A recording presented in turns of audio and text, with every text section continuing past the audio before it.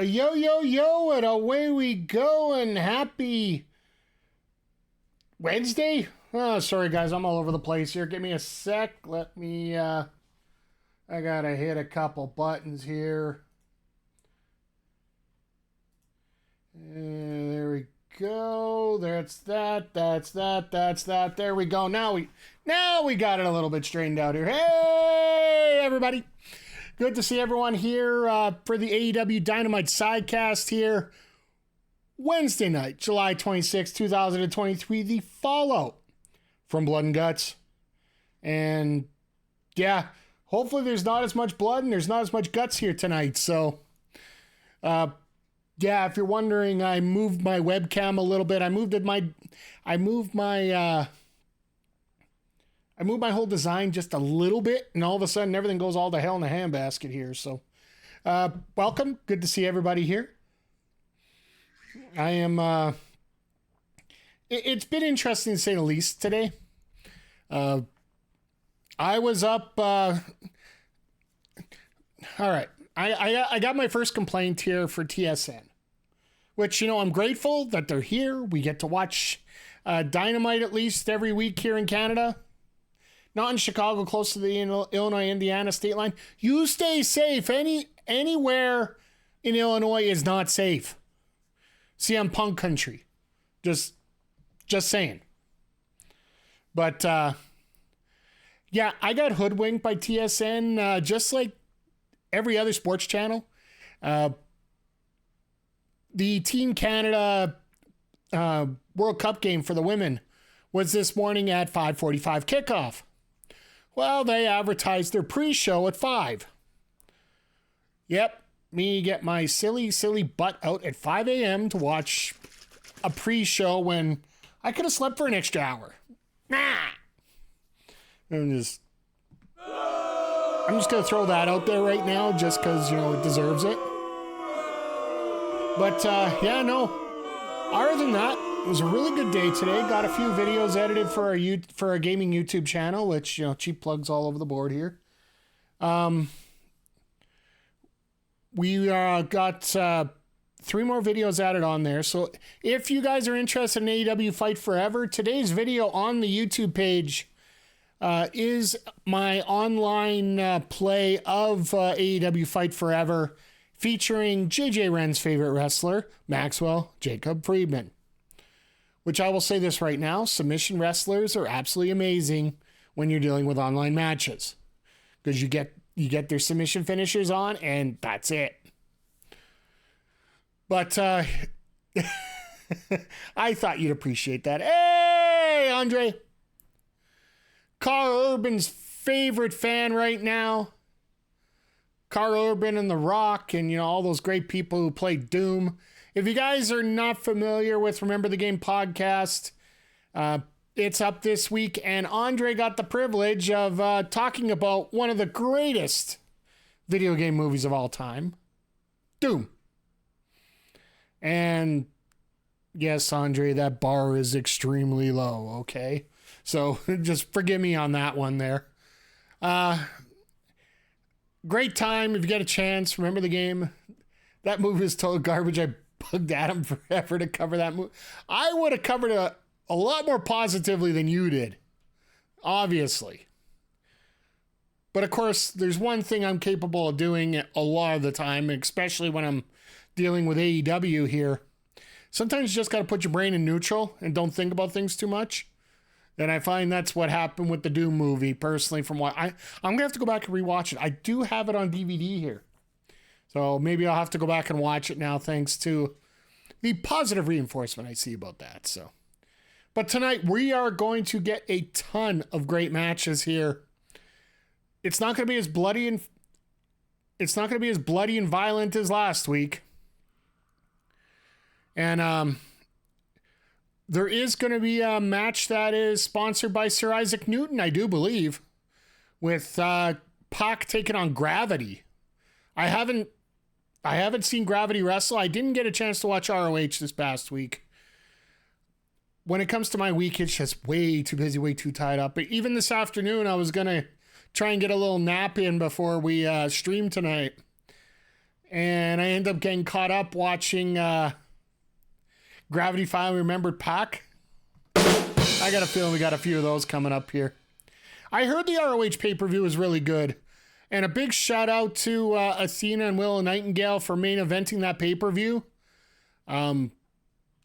Not only is it two women for the first time main eventing an ROH pay-per-view, it's two women of color doing it. So I heard they absolutely I heard the whole card was really good, really worthwhile picking up. So I do want to go out of my way to watch it.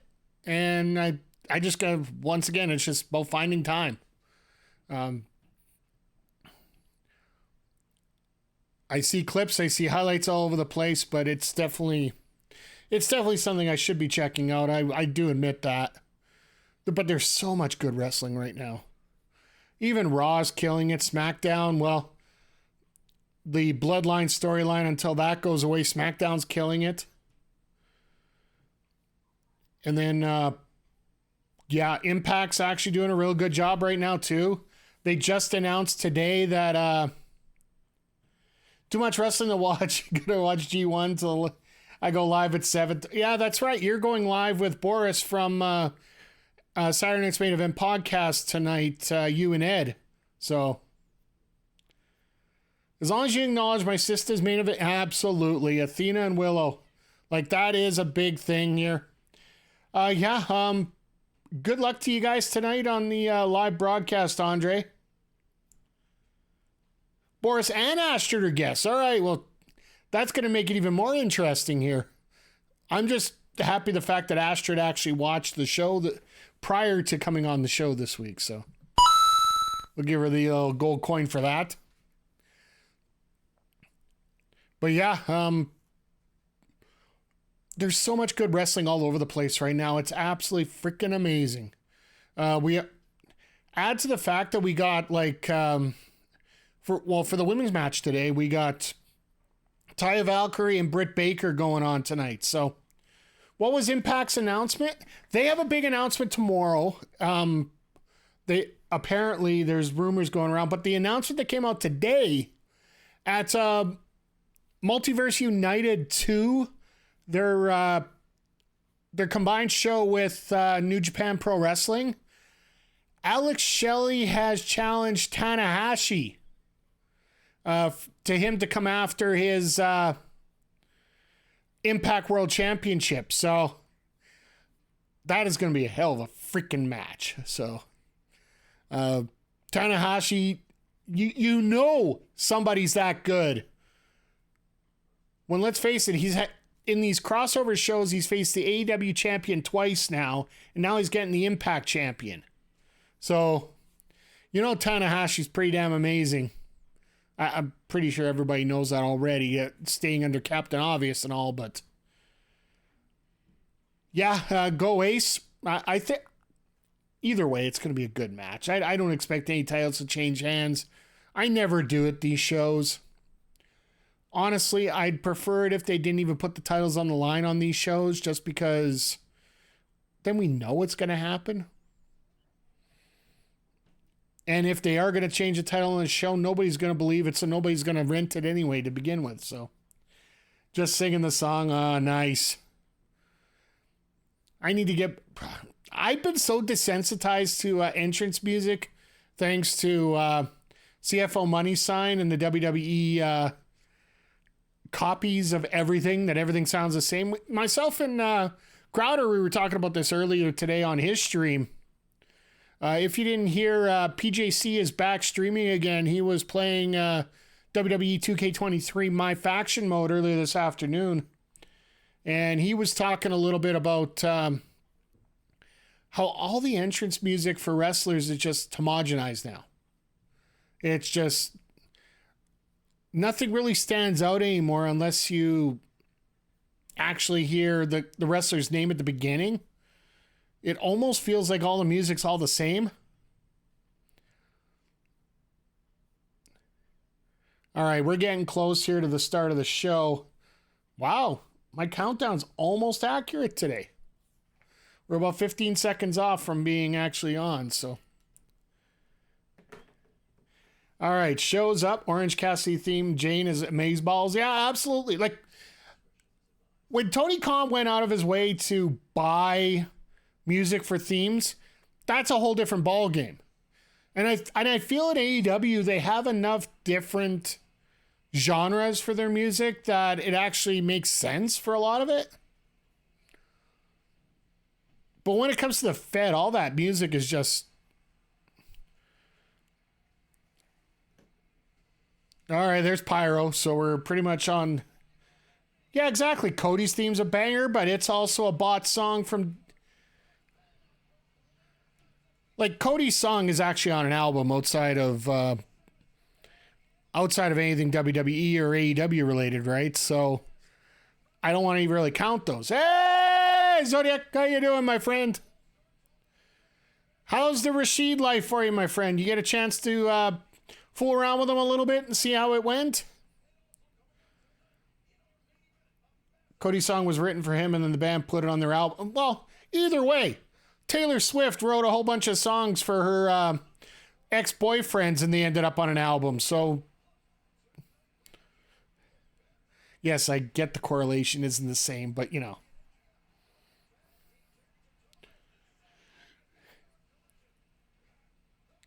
Oh, this, you know, the Rashid life.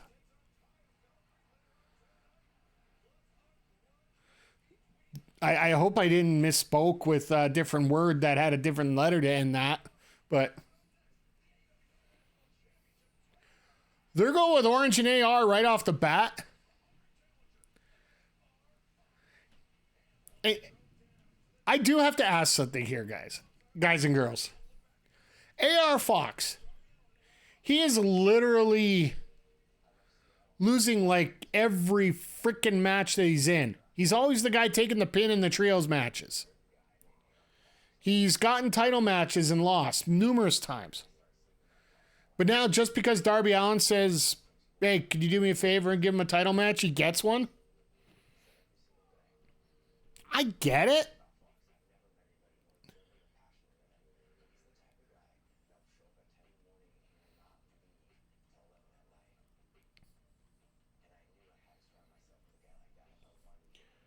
Oh, he won against Shane Taylor. Okay. That was on the pre-show, right?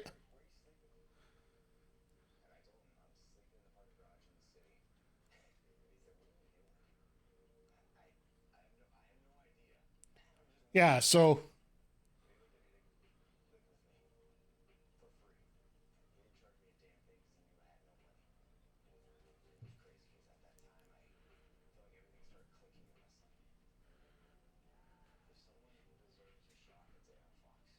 all right, well, at least they're doing this, and I'm actually very happy about the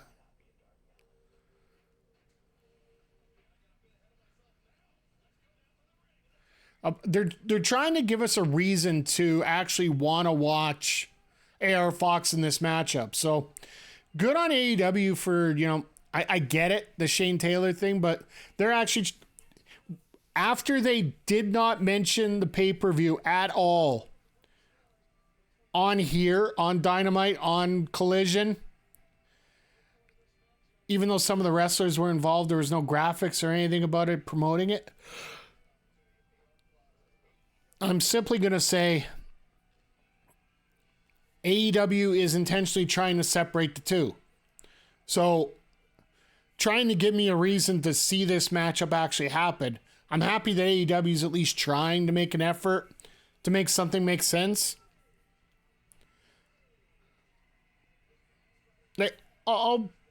What if Nick Wayne returns heel already and joins Swerve? By the way, hey, Jaeger. Do they do that this soon? That's the question I have. Okay, you enjoy, JJ. We will talk to you later.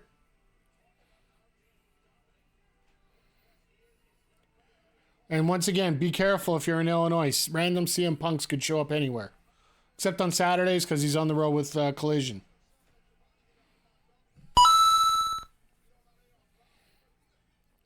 But Jaeger, to answer your question, and chat, maybe you can interject in here somewhere. Um, I don't think you turn him bad quite yet. Like, that seems a little quick. Especially after Swerve tried to break his arm in that debut match after the collusion, after the finish of the Dynamite match in Saskatoon. I know he was in the Rumble besides that, but at the same time, that just seems a little quick. And as soon as I say they're trying to keep them separate, I'll just shut my mouth. Is it harder to be a heel than a face? If so, keep them. Actually, from what I've heard from the performers I know, being a heel in many respects is a little bit easier. Because being a heel, you get to call the action. When you're a heel, you're sort of in a little bit more control of the match, typically.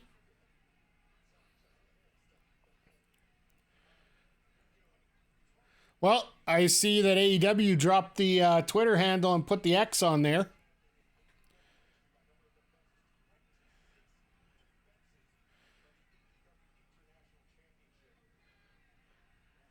So, here's the other news that's come out this week about AEW. It's specifically about Orange Cassidy here. AEW probably knew before the rest of us. Yeah, it wouldn't surprise me. It's been revealed that Orange Cassidy is looking to do some part-time agenting as well, on top of his regular wrestling roles. So, most notably, he was an agent for the Big Bill and Brian Cage match against. It's a match in Edmonton there. It was Matt Sydal and oh God, Cassidy. That big tag match from Edmonton here a couple weeks ago that everybody was a bit happy. I feel the Jungle Boy has been doing a decent job. I wasn't convinced in the beginning, but his heel turn seems to get a little better each week. Yeah,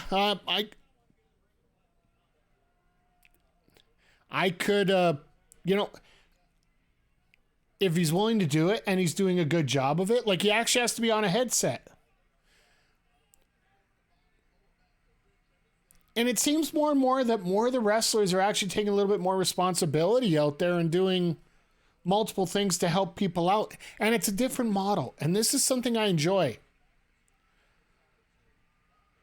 Because when you're doing, like, when we're back in the old, I don't want to compare to WWF and whatnot. There's one guy behind the mask, there's one guy behind the headset the entire time. Whether that be Triple H, Johnny Ace, whether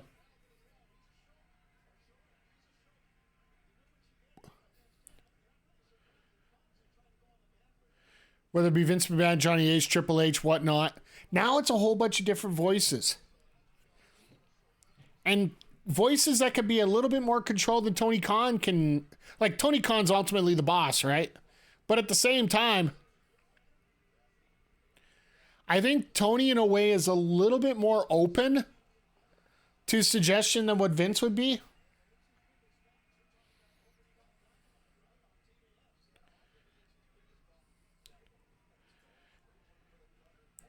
And I will say in many respects, and I don't know, maybe you guys can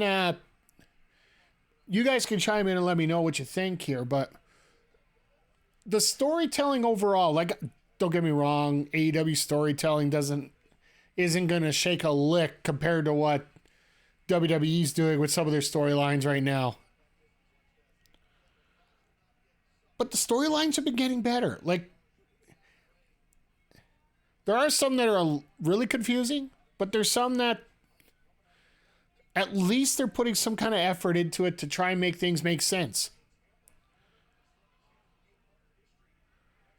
Jesus!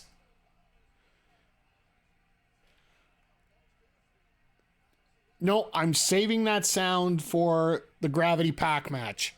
because we are going to see some crazy stuff there. I'm not throwing that out yet. Not throwing that special sound out yet for it, so.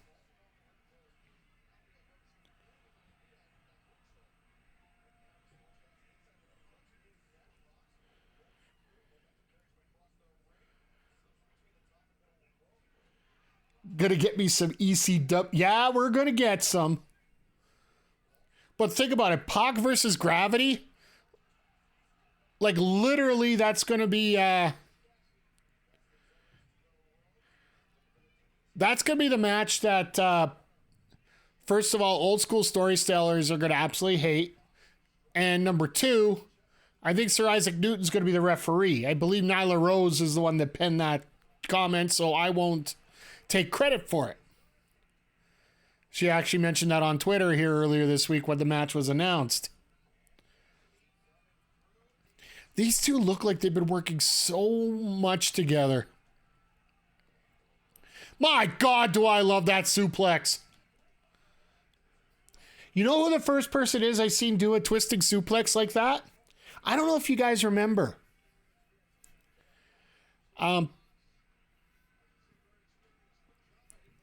Peyton Royce in WWF, or WWE, sorry. Now Cassie Lee. Once the Iconics broke up, that was her finisher right there. That twisting suplex like that. It's absolutely beautiful to watch. Because you got to get... It's a relative... Like, if you look at it, it's relatively simple maneuver. But it looks so vicious from all the twisting and turning. You turn the camera angles... And everything just looks absolutely great there. So,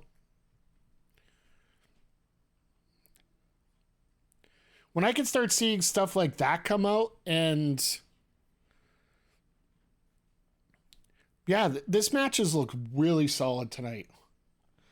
I realize how much I didn't appreciate the Iconics when they were in WWE. Now I miss them tremendously. Yeah, like, one just had a kid. The other one's pregnant right now. I believe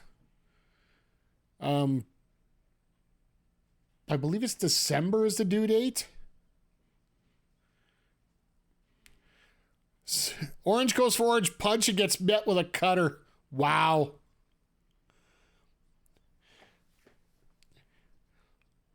And that's the one thing I absolutely detest about WWE's programming, Zodiac, and it's sort of ties into your comment here. When it comes to like the Iconics or any other tag team or whatnot, they get typecast and then they're stuck. You don't get a chance a lot of the time to see the real growth in any wrestler. And yes, you can bring up the bloodline, but I am giving Paul Heyman 95% of the credit on that one. Because I almost have a feeling that entire storyline was, here, Paul, we'll give you this. You take it. Because the rest of the character, like, I don't know what they're doing with LA Knight. And I get it. Oh, we're going to do it later. Oh, we're going to do it later. Oh, it's backstage. I don't care what your backstage politics is. CM Punk has proven this now. To which a lot of us have to eat our words, and I have to be one of them. But let's face it. Now that Punk's in the ring and he's actually working and he isn't causing any BS, I think people are enjoying having Punk around. Maybe it's just me, but I think that's starting to happen a little bit more here. Feel free to correct me if I'm wrong here, but I don't necessarily care that he's a face. I think he should be a heel personally. But at the same time, he's out there, he's getting that reaction. Like, now that he's out of Canada, because Canada, well, the combination between us not getting Collision and the fact that we're backwards at the best of times, Punk's going to get booed out of the building regardless. And that was going to be that honeymoon effect. It's like, everybody's attracted to the new restaurant. Everybody's into the big chatter about the big thing happening. Like, I'll be the first one to admit I was wrong when it comes to CM Punk. Like, it's going to be interesting to see when they start playing up a little bit higher the card there, because this still is the honeymoon phase of Collision. But it looks like we're going to get a Ricky Stark CM Punk feud to go right now, so that's fine.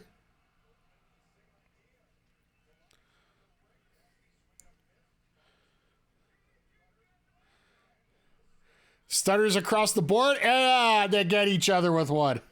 Nice.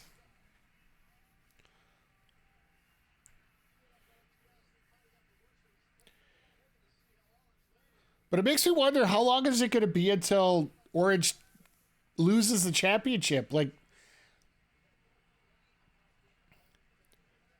it's almost to the point where we're going to have to start getting...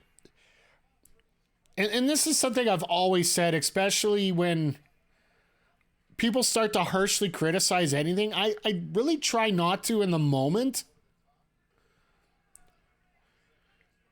Because frankly, we have to see what the fallout is for a lot of this stuff. Like, based on what we're getting with Jey Uso right now, can we really say that Cody winning the title would have been the right choice right now? Just saying.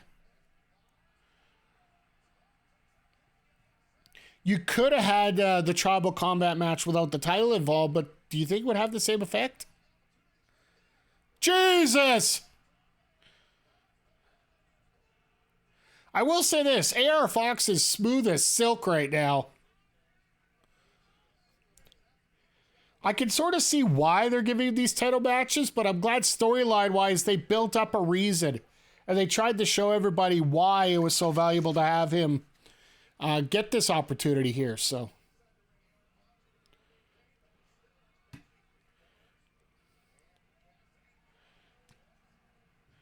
And I'm pretty sure this is the most effort that Cassidy's put in a very long time. That is a stand on a DDT. That was beautiful.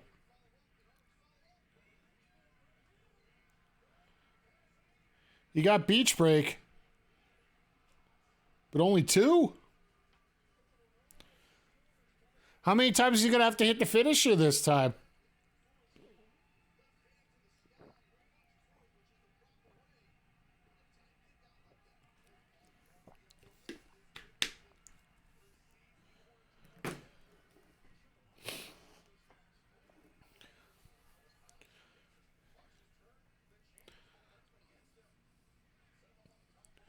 All right, we're going to get a big move here somewhere. It almost looked like Cassidy went low there on those punches.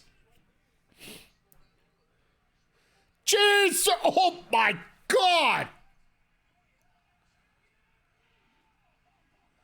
Yeah, that was pretty damn impressive. Let's sit on the top rope and do a Spanish fly.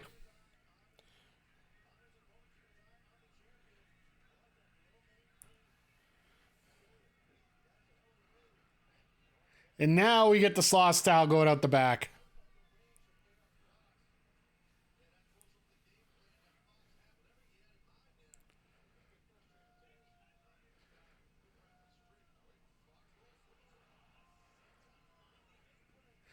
And now we're playing up the hardest part of the rig. I'm sorry. I'm throwing that there.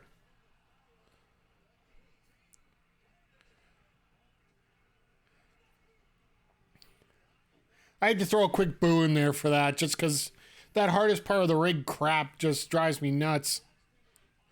Yes, physically it is, but it ain't that much different compared to everything else.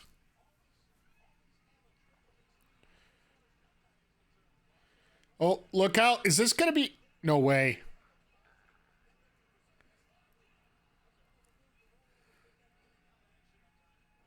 Ah!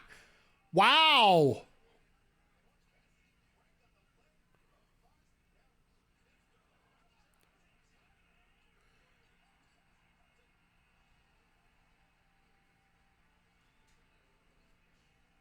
I will say this right now. This was a very ECW type match. This might actually be more of a EC... See you later, JJ, by the way. This very well could be an ECW type match. Or this was, in terms of all the crazy high flying all over the place, all the insanity without the weapons. And then they finish it off with like a small package roll up. And that key lock roll up kind of thing, that was.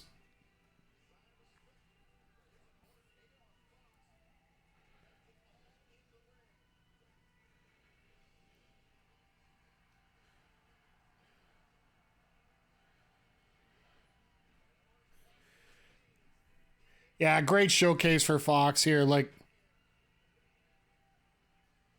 and a heel turn. I guess we're not getting Nick Wayne as a heel turn tonight.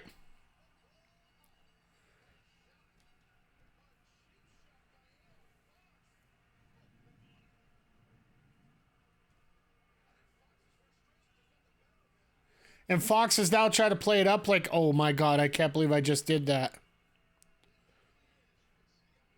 It's going to be interesting to see how this develops here because you got.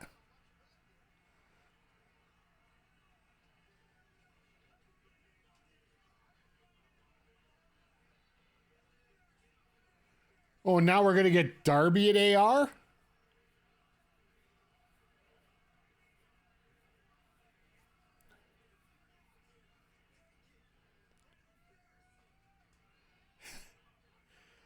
I love how they mic up the wrestlers like this so we don't get to hear it on a microphone just right in front of us.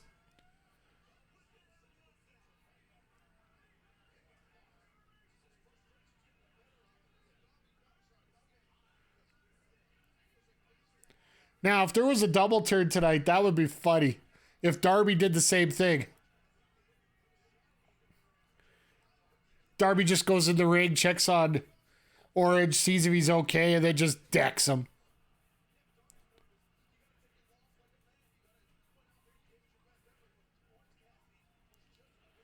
Great victory here by Orange once again, but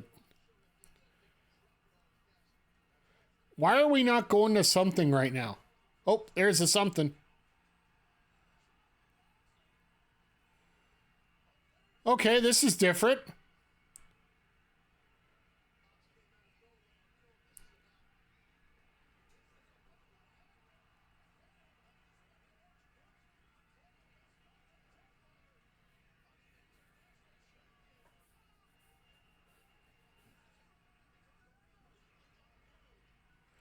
And now Moxley takes him out.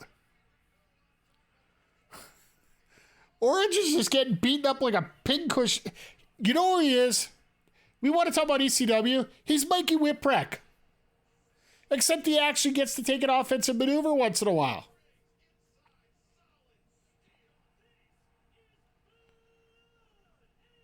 Now we get the Blood Guts recap here. I will say this, and feel free if you didn't get your comments in last week. Feel free to get them in now. Repeat them if you want. In my opinion, this Blood and Guts was not as good as some of the previous years just because of the lack of stories. This one seemed to be this year was a little bit more about shock spots than they were. Not quite much of a punchy bag of Spike. Poor Spike always got jacked up, yeah.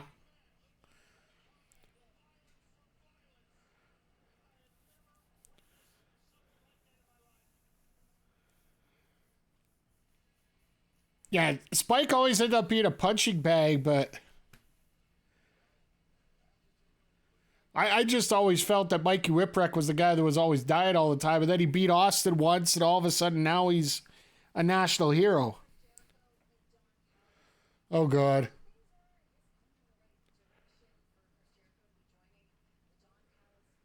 Why does Renee look like she's joining a Hutterite colony?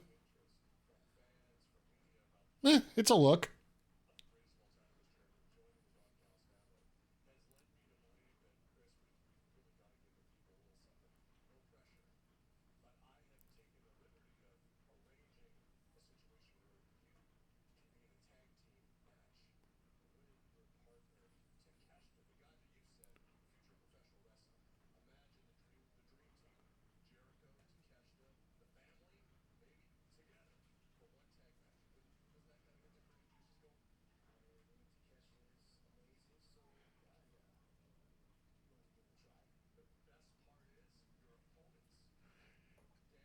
Oh, God. I knew this was coming.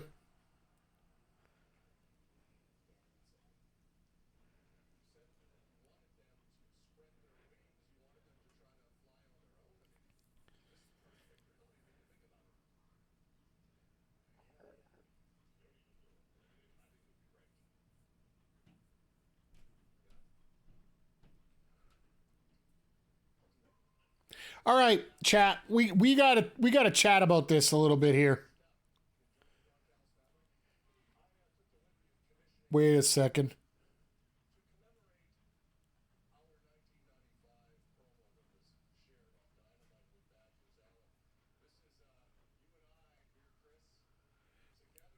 Oh, God.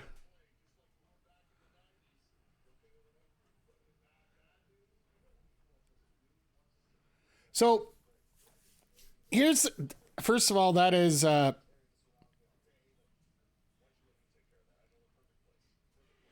got a good place for it. I call it a dumpster, but um here's the question I got for you guys. Is Jericho your Zodiac, you're saying Jericho is gonna get beaten down by everybody?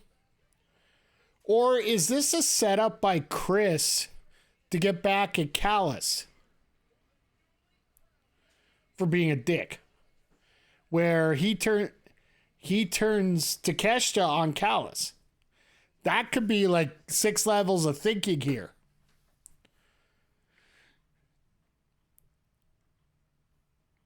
I think you're right, Zodiac. I think that what's going to happen here is Sammy and Darby or Sammy and Daniel are going to beat the crap out of Jericho. Then Takeshita is going to come in and, not make the save, quite the opposite. And Callis is just basically going to say he wants to get rid of all the old rust out of there, and then they're going to finally have the Takeshita versus Jericho feud, which is probably going to be your Wembley match. Because we also have to think about that too. Like, we are 4.5 weeks away from Wembley. We have yet to have a single match announced for that show. I think Jericho has played Callis and gonna have a face turn. That's the other thing I was thinking of. Do we get Jericho? Does Jericho align with Sammy? And because let's face it, Sammy's almost a face already. That's the other part of it, Jagger. Maybe just answer me that one. Do you think that maybe Sammy and Jericho, Sammy Darby and Sammy Daniel and Jericho, do they form a? Do they get back together and just they're all faces now instead of heels? And then you have Callis bring in a heel tag team to work with, because that's always a possibility too.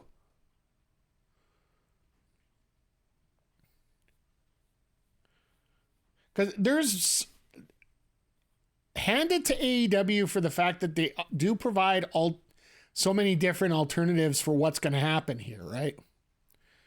So I will give full credit to the old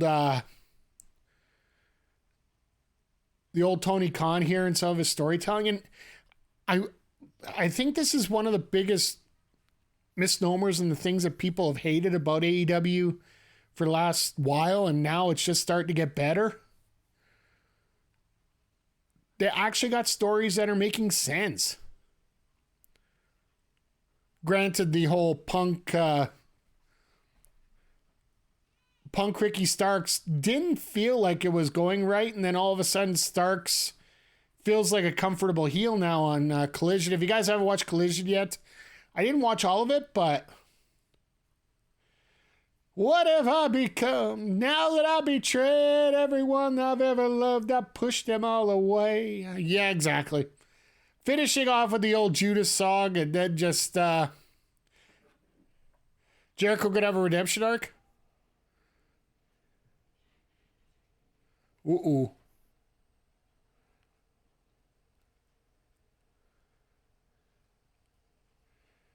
Stories were making sense until Punk got injured, then got worse when Brawl Out happened. Yeah. Now he's starting to get all the chips back and play it back in order.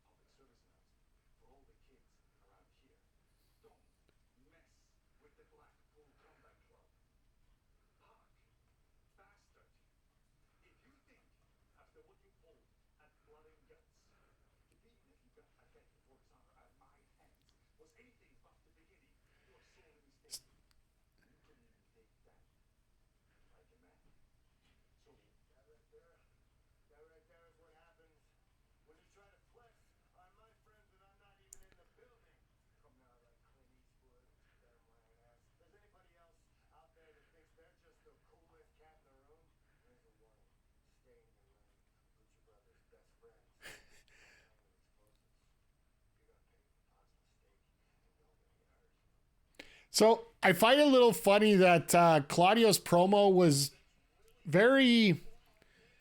Best way to explain it, it was very... very Attitude Era-esque, very Golden Era-esque, his generic promo. Moxley just comes in, nah, we're good here. Or sorry, my apologies. I got to get the right word out. Nay. We're going to talk this way. And you could tell when Moxley comes in, the pace of the promo just speeds up, and all of a sudden, done.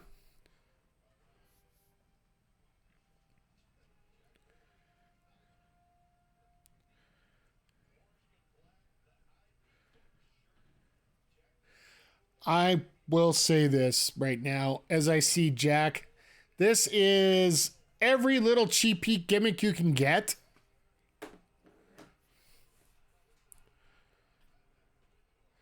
And I still believe that the only classical music that should be played right now is for Dragunov and Gunther. Yeah, like, I'm with you, Zodiac. Like, Perry I would prefer nothing to this for Perry. Like, give him nothing and let the crowd boo him if he's that strong right now.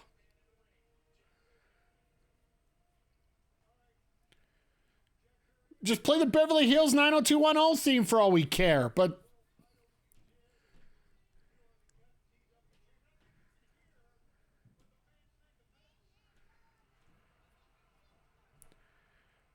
Berry Crunch cereal? Makes me a little hungry here.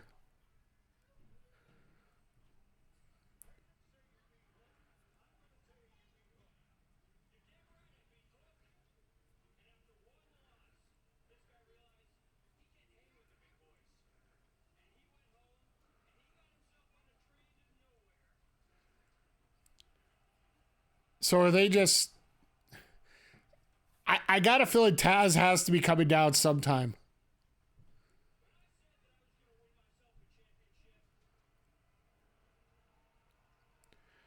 You're not Dominic, okay?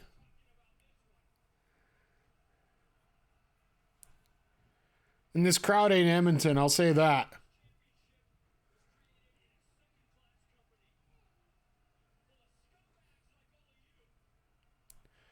Ooh. All right, Taz. Calm down, Taz.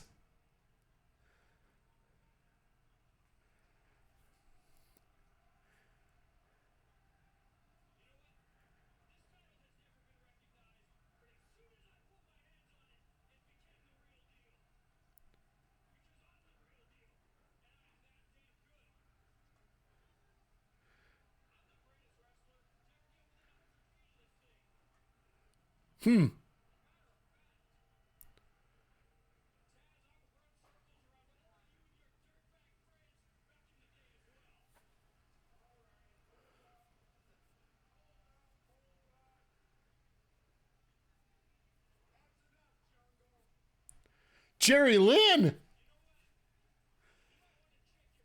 It's not loud enough for him to react like that. It seems too hurt by the light boos to be taken. Exactly.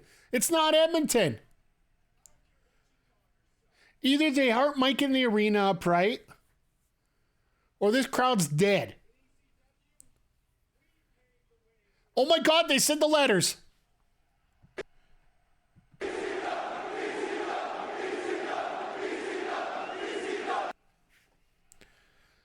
And they're doing the chant.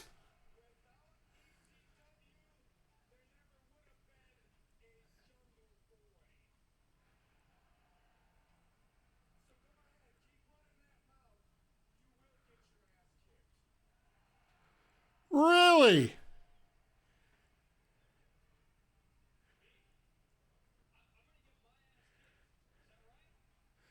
He looks like a guy that should be getting his ass kicked all the time.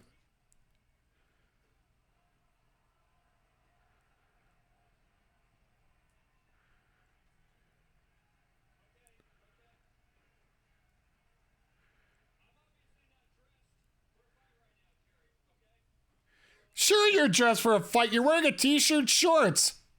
That's like half the indie wrestler's attire. It's the hair?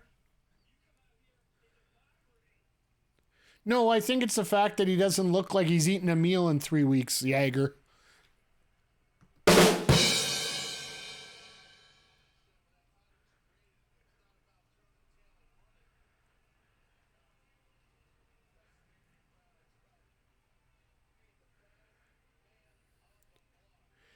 Yeah, this...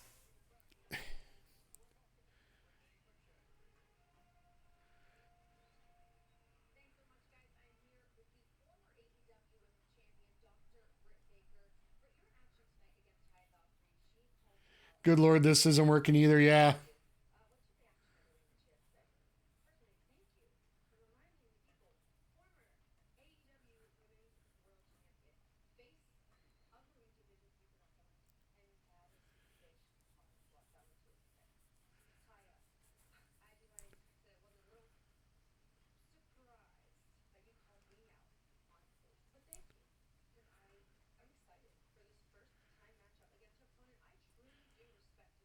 Get Perry back with that CLB. Yeah, like, right now, Perry just... Yeah.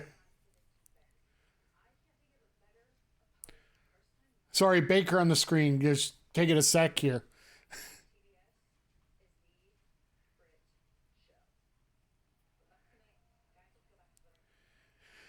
Yeah, Britt's pretty much the Undertaker of the women's division.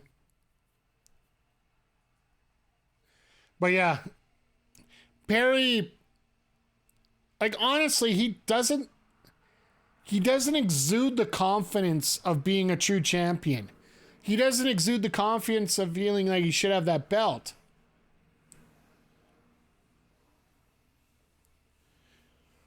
I haven't got it. We were talking about this on the pre-show. I haven't got a chance to watch the pay-per-view yet.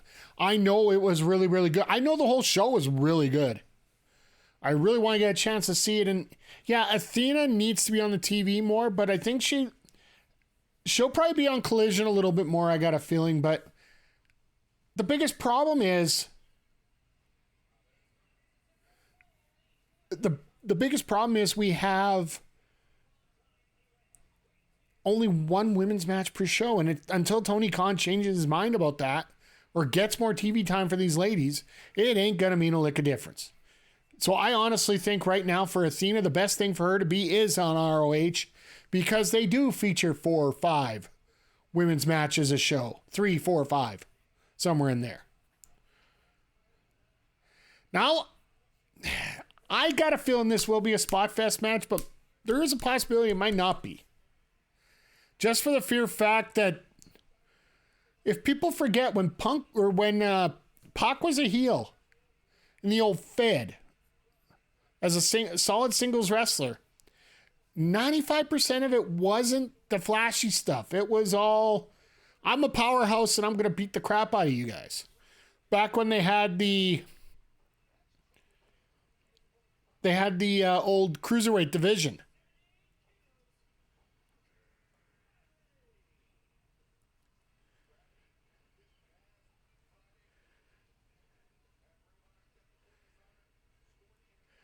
I have to say that this is oh my God.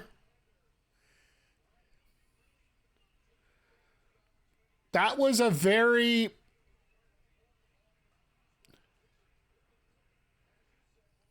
That was a very interesting spot they just pulled there with the leapfrog over the post, right?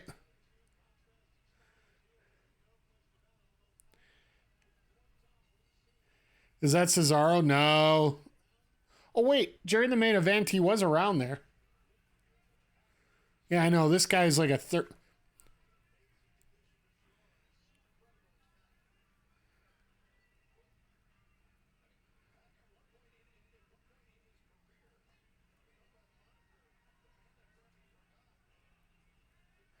They actually brought up his old WWE gimmick. That is hilarious.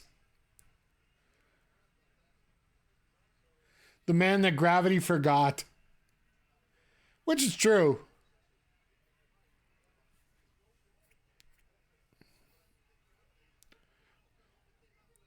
All right, things are going to start heating up a little bit now, I think. But I don't know. They might. We'll see how much time this match gets. Okay.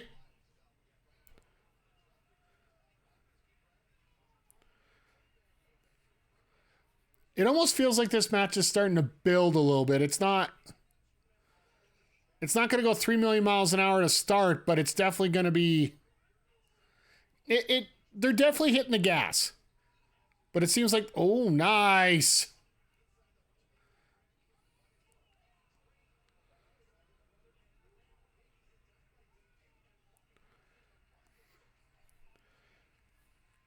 All right, nice little flippy dip, and then I've seen 2 drop kicks so far. 2 flippy dips and a drop kick. Or sorry, 2 drop kicks and a flippy dip.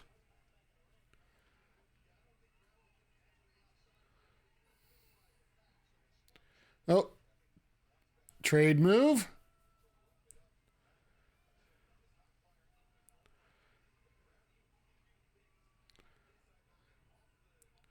All right, here we go. Now the speed. Oh, Gravity caught himself on the bottom rope. That was great. Nah, this. I thought we were going to get a lot of high flying out of this, but I don't know. I think we're going to get a pretty grounded match here at this point. I hope I'm wrong.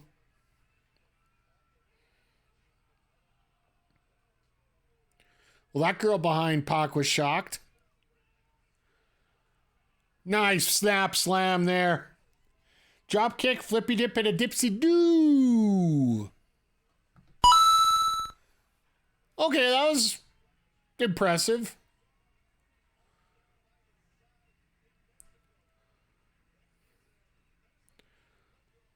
All right.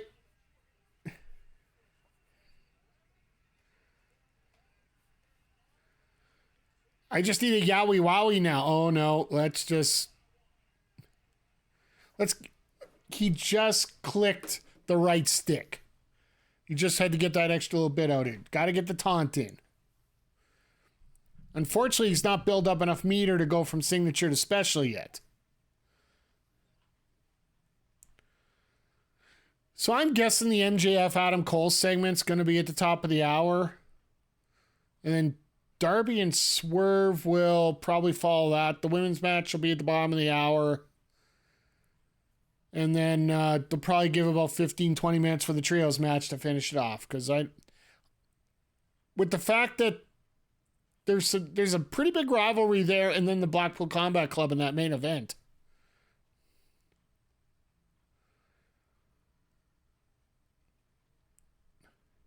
Oh, the other news, speaking of tag teams, I just realized it.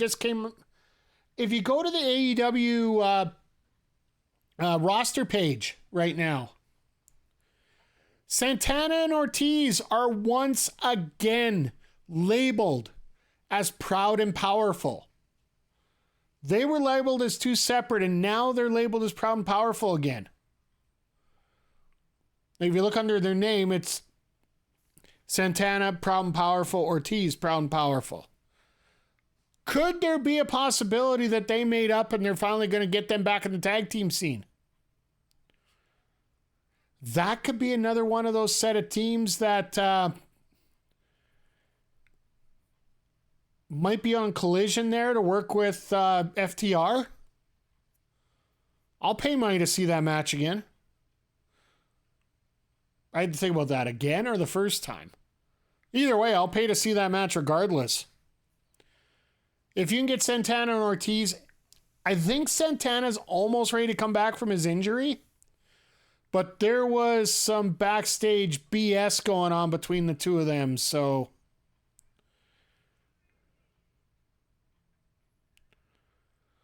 And that was still way back in the... It was still ways back when they were having that. And then all of a sudden Santana got injured, but I believe it was a knee injury or something. It'd be about a year, and it has been about a year, so...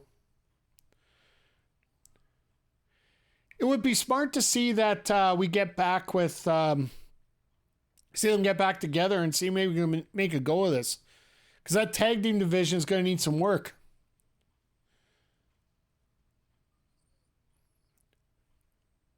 Dante Martin still has a long way to go too, right? Yeah, like Dante... That's why they put him with Action Andretti here for right now. Because there's going to be... It's going to be set up that's going to be quite a while before they get them back together, so...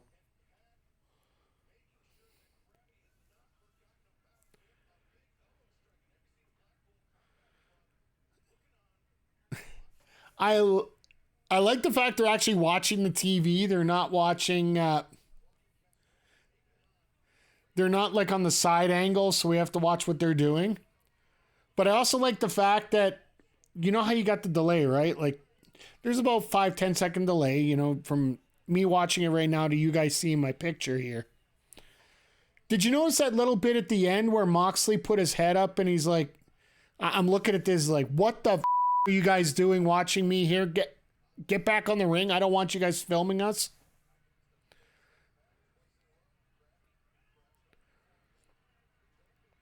It's those subtle things that make things so good, right?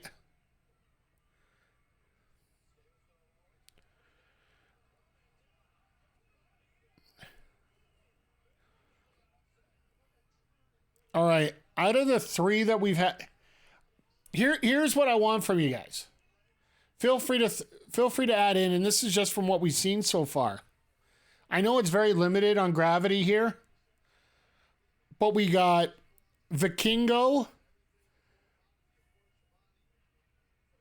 we got Commander, and we got Gravity. Rank your three. Rank them in order. Which one would you prefer to have in a match? Which one would you rather see in a match?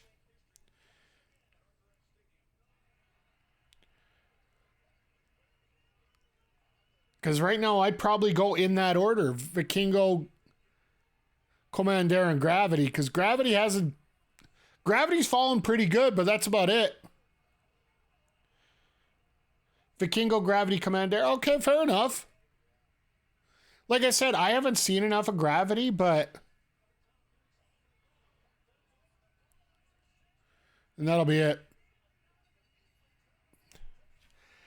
In terms of this being the time to push the button, I will say it's a very good match, but it is not an ECW match. That might actually be our main event tonight, so...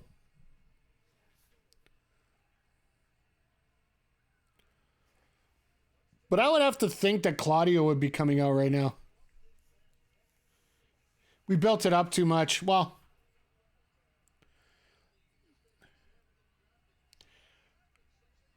Pac is still kind of coming back. I think it's also the fact that this is the first time you're going to see Gravity, right?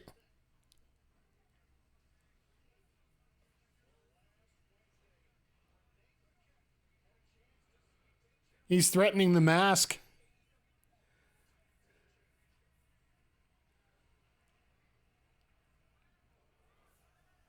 Okay, so yeah, we're gonna get Cole and MJF to.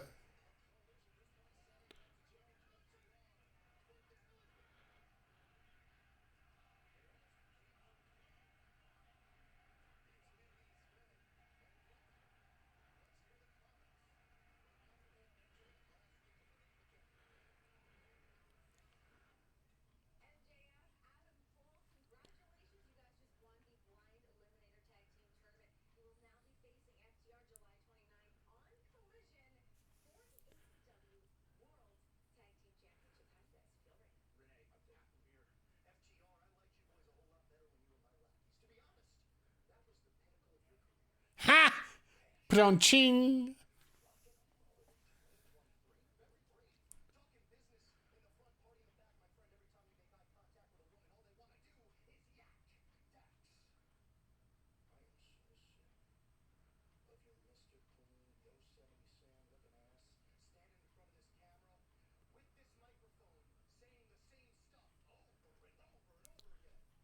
I am liking this.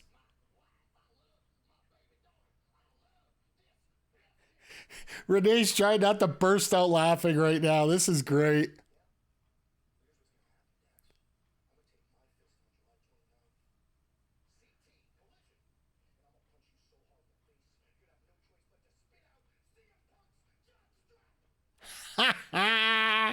That's great.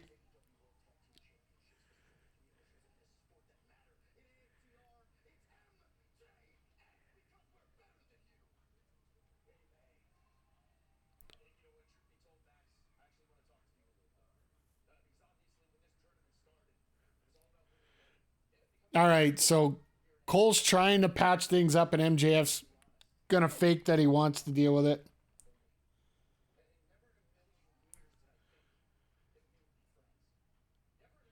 I was like, did Renee change clothes? This from last week, yeah. Um, First half's been eventful. I think best way to put it, Crowder. AR Fox and Orange Cassidy actually turned out really good. AR Fox almost turned on Cassidy after the match. Pac and Gravity was good. Not the whippy dippy all over the place dippity doo that we got. It looks like there's a possibility we could have Jerry Lynn versus Jungle Boy soon.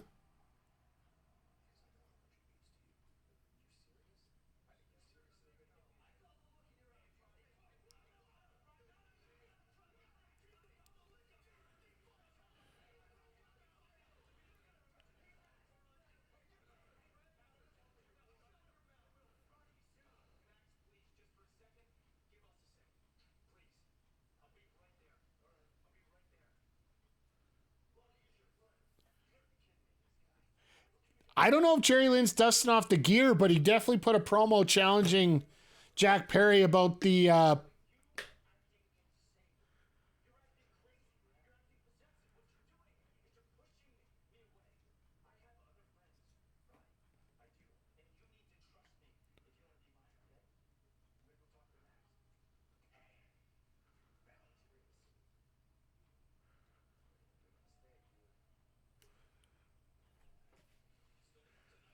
huh.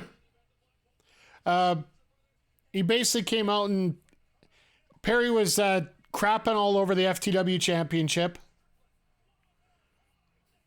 and saying that nobody before it in the other company could compare it to him. And all of a sudden, Jerry Lynn comes out, has a little bit of bass in his voice, and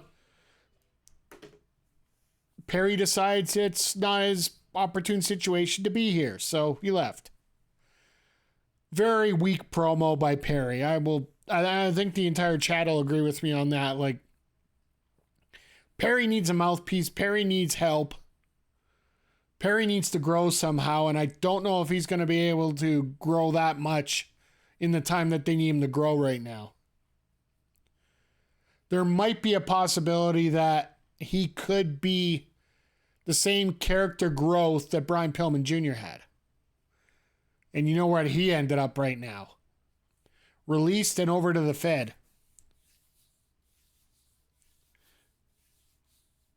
And then Raven showed up and gave Jack Perry an even flow DDT. Jack Perry is not a good promo. It's easily his biggest weakness. Put it back on. Well, Christian's already carrying a title. You notice I said he's not a title owner. He's just carrying a title. I think that's one of the most unique storylines going on right now is the fact that Christian's acting like he's the champion.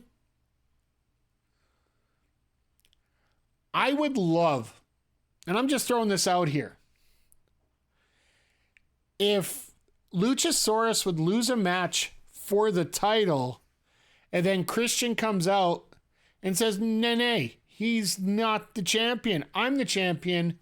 take a look at this independent show that I won the championship off Luchasaurus for. And they'd show some footage of some indie fed that's affiliated with AEW that would do it. So, Jaeger, it's not official yet, but there's enough sources going around mentioning it that it might as well be. Pillman is pulling up shop out of Cincinnati, moving to Florida, and will be reporting to the Performance Center this coming August.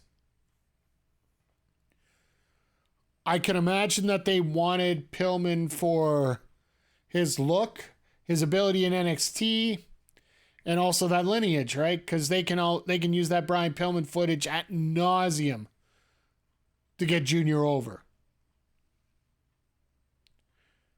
And that's both the WCW and the WWE footage, and the ECW for that matter. So it makes sense on a lot of accounts here. Once again, Jaeger, thank you for subscribing. I see the subscriber tag around it. I just didn't get the notification, which doesn't surprise me these days. Twitch is doing a lot of good things, but sometimes it forgets a few things.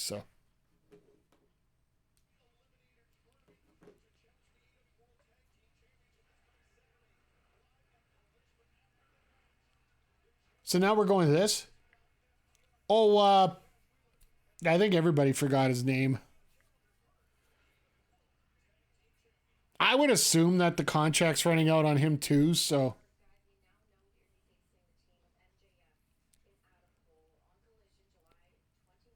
This is unique, but not. Griff Garrison disrespect. I'm sorry, Crowder. I'll do this to myself. And one of those. You idiot. But yeah, I'd assume Griff's contract's going to be run out as well. I don't know when it runs out, but.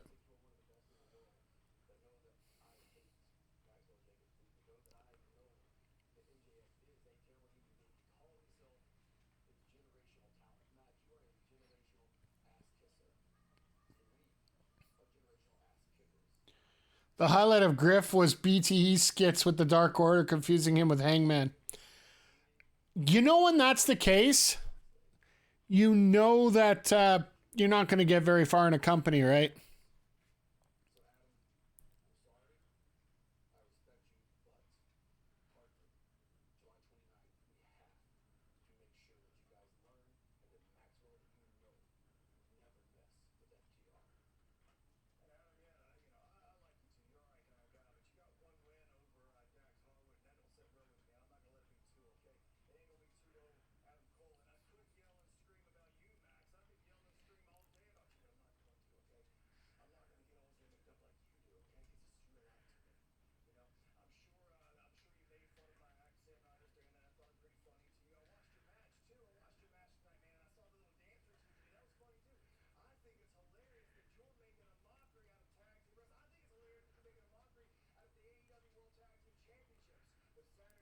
I thought he was going to say making a mockery out of the heavyweight championship.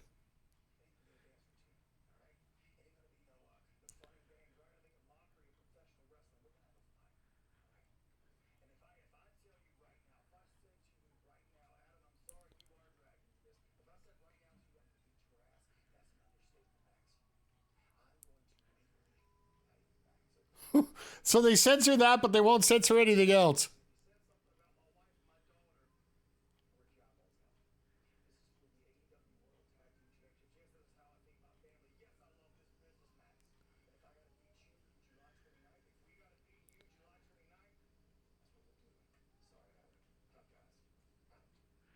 Fair enough. So they are playing up the "we love you, Adam, but we're going to beat your ass anyway." I can live with that. So now we get Swerve versus Darby, which I think we're going to be able to use that button again. The button we've been teasing all night. But so we'll have this. Then we will have Taya versus Britt. Then our main event's going to be that three-way tag match with the Lucha Brothers, the Best Friends, and the Blackpool Combat Club. So that's going to be an interesting match, and it's going to be pure chaos. And I'm pretty sure we're going to have about another 5 or 6 people show up by the end of it.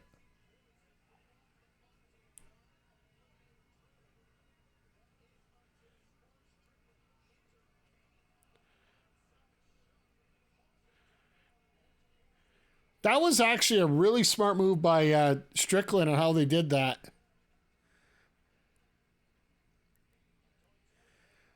Prince Nana's amazing. You got to say, I have to admit that.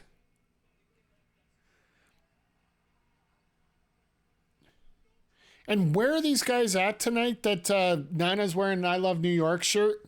I'm assuming it's someplace...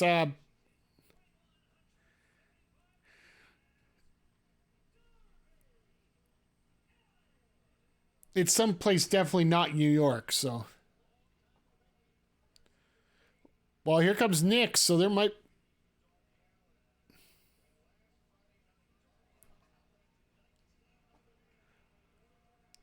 Nick's wearing the bright whites, so, you know...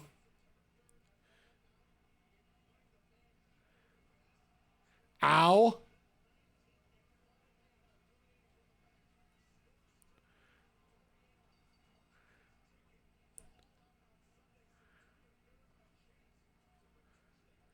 So it's going to be Luchasaurus and Darby Allin at in Chicago. So we actually have a match for Chicago booked before we have Wembley Stadium booked.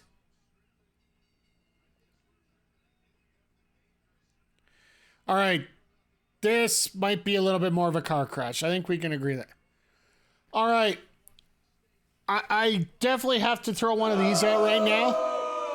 If you see if they go with the corner cam again, there's a guy in the corner with a Steam Ham sign, which I love it. Simpsons reference, all the gold coins in the world.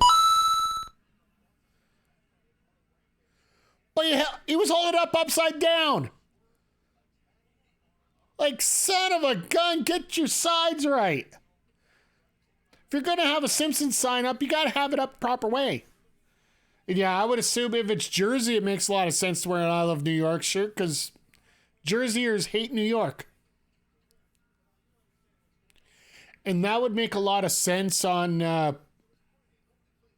having the MJF promo pre-taped.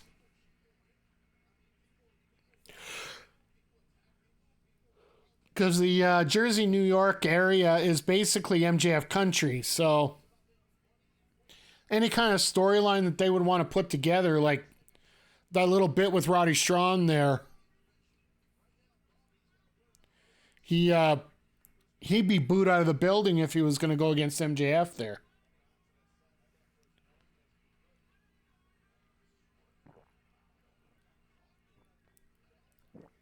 Was that a double headlock takeover? That was like a luchador let's flip twice to get one takeover done.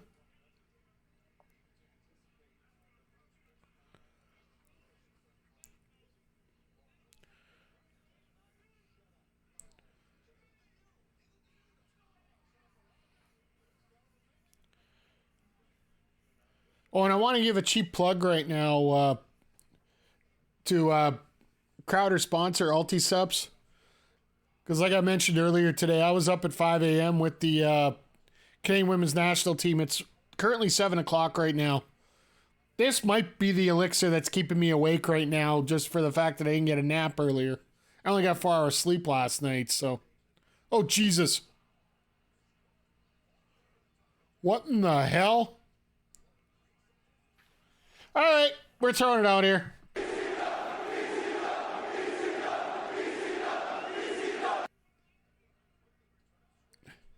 The fact that you get a signature out on the floor, that earns you an ECW chant.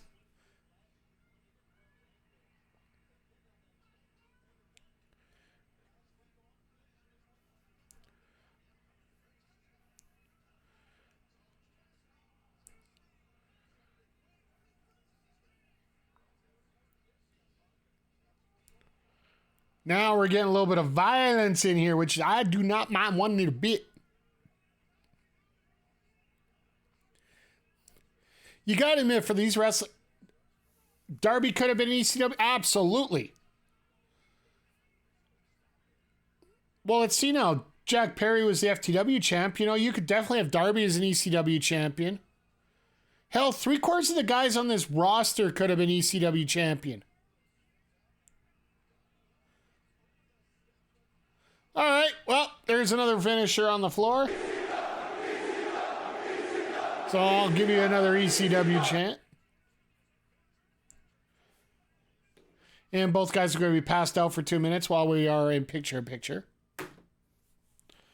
But yeah, in terms of athletes that could have been ECW champion, here's the thing, and I think Jack Perry could have even been ECW champion there, because Paul Heyman, as many misses as he had in some of his storylines, he had way more hits. Sometimes, like, one of the theories that I've heard, and I've actually heard indie promoters here talk about it as well. You book 3 main rivalries for your show, and then just put the rest with good matches. And I think in many respects, that's also what WWE's doing right now with each of their shows.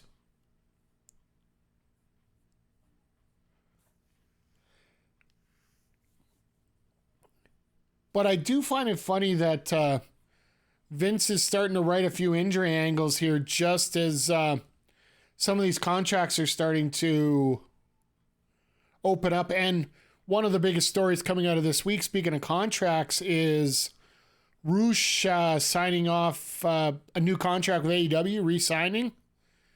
And his exact words were, Tony Khan and AEW care about my family. That's why I signed here and not at WWE. I don't find it coincidental that they've put up injury angles for Kevin Owens and Liv Morgan at the same time, just after that announcement's made. Or roughly in the same ballpark. And the story behind it is both of them have been nursing nagging injuries that they just want to get cleared up right now.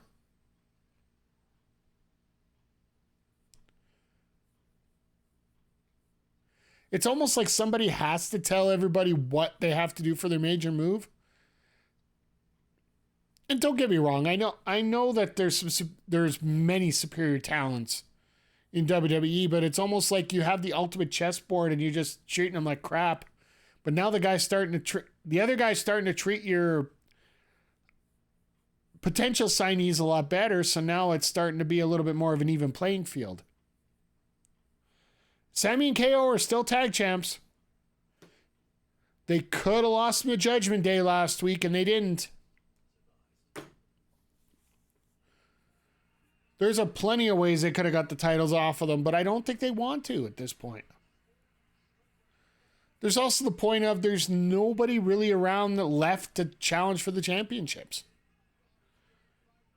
They've already done the Imperium.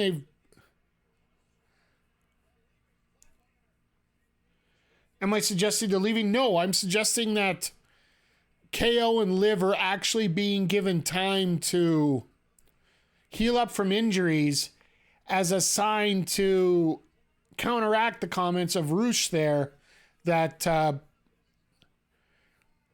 WWE doesn't care if they're injured or my family's injured or I need to be with spend family time or whatever. I honestly feel that's a countermeasure here to say, no, here at WWE, we care too.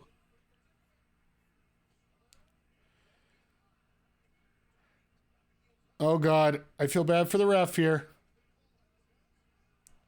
Wow.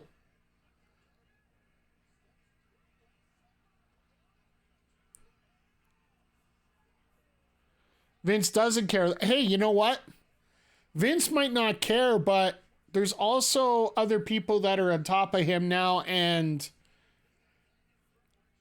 based on some of the stuff that they've been talking about Dynamite 200 is coming up next week. Cool. I'm assuming they're going to do something special for that, but we'll see.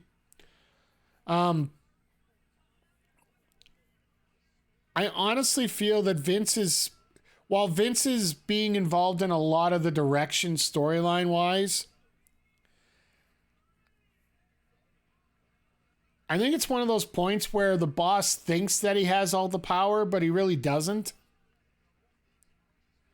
In many respects. Like, let's face it, Vince ultimately is going to get the final say on everything. Outside of one gentleman, and that's the head of Endeavor, which the name escapes me at the moment.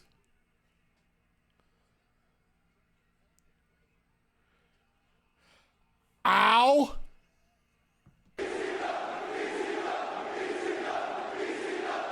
That was nuts. Because I honestly feel that Triple H, Nick Khan mainly for financial reasons, but Triple H cares about his wrestlers. And he also cares about getting wrestlers that he wants.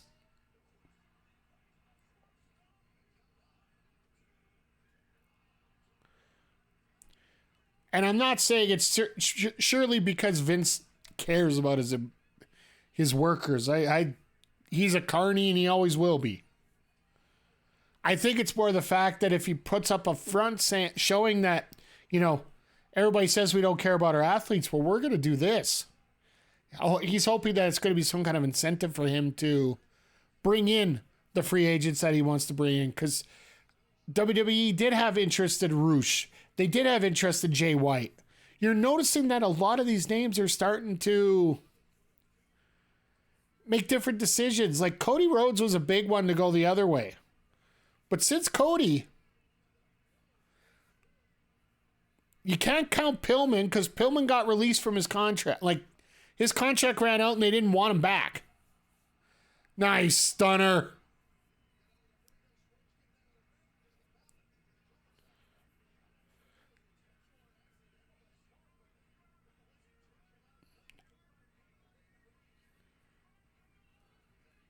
Like, there's been, I think it was Fightful. I got to double check, but there has been reports that there isn't going to be a lot of things going on when it comes to signings in WWE, and that's on Endeavor and all the deal and everything, trying to keep the balance sheet as about as even as it is. What do I think MJF will do?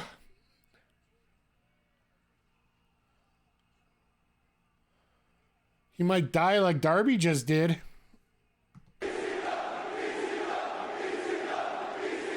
I'll go with the crowd. I'll throw the ECW chant and Yager, I'll be frank. I feel that MJF's already re-signed. And this whole thing for 2024 is actually going to be 2025 or 2026. I think at Double or Nothing, after that whole incident there, I think there was a contract signed.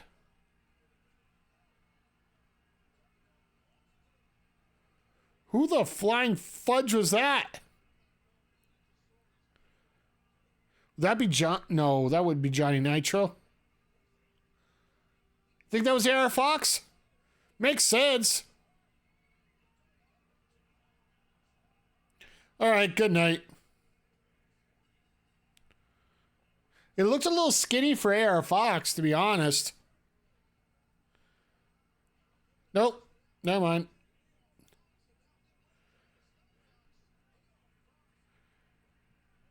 An orange should be coming out momentarily.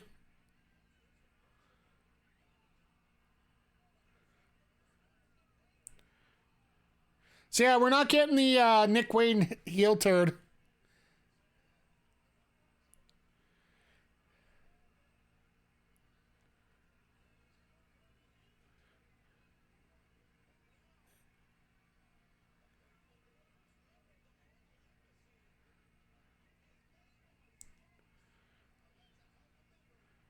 You know what? It's a good pickup. Could you imagine Swerve and AR Fox as a tag team? That, to me, is a pretty solid combination, if you ask me. Bradley Cutler, AEW MVP. Johnny Fears the Overdrive. Ha!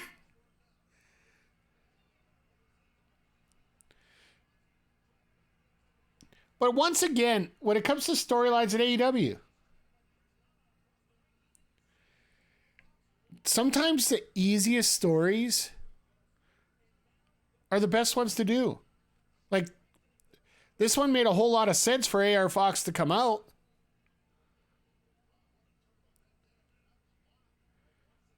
I thought it was a little skinnier based on the camera view that was there.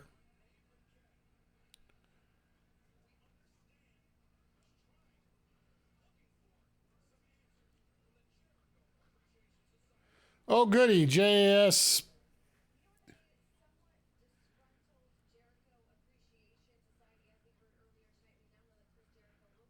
Pregnant Ty is here?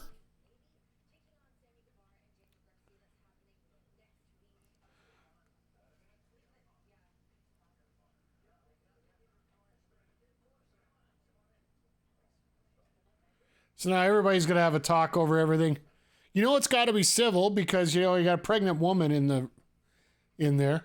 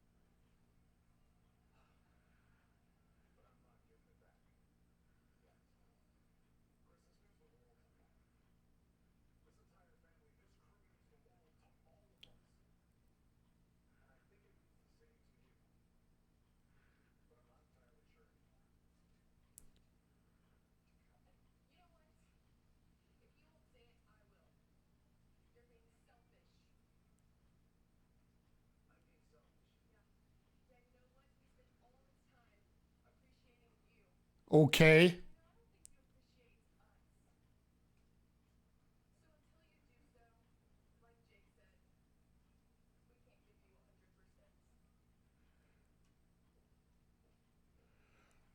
Anna J with the words.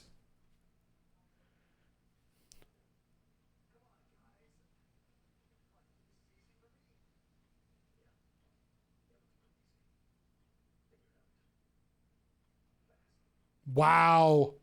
I think this might be the best promo that I've seen out of the JAS in a very long time. It's amazing how things can be great when they're real.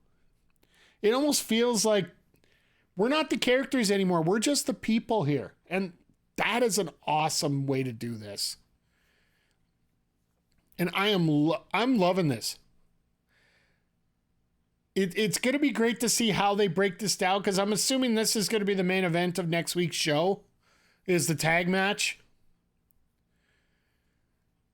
It only makes sense to put that tag match as your main event for Dynamite 200 because, well, Jericho will always remind you that he was the guy that carried AEW into television. So whether it's 100%, 50%, 75% true, you got to give the devil his due. He does do a lot for this company. So it would actually be pretty cool for them to do that. But yeah, as we we're getting already an hour 15 into the show, hour 20.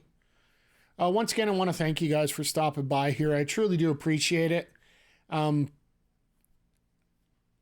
I know that tonight I might be, I'm trying to keep you guys as entertained as possible here. We will definitely keep you, we're definitely firing up. I think that's the best way to put it right now. It is a fun time here tonight. There hasn't been anything really crazy going on with the wrestling world this week, which is really weird.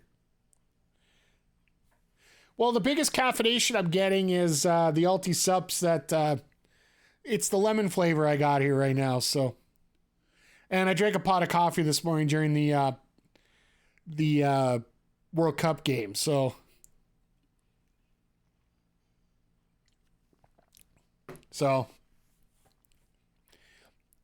if you guys want a link, Crowder is back in the streaming game, so feel free to give him a follow. I'm actually going to...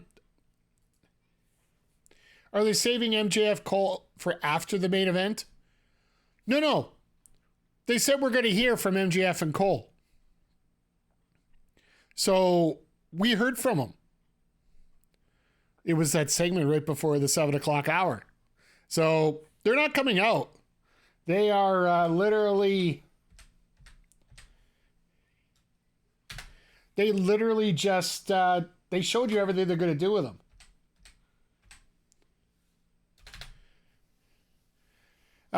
Do me a favor, guys. If you haven't already, please give DBS Pod a follow here. He is the third member of our Backbreaker Gaming team, and he is back in the streaming game.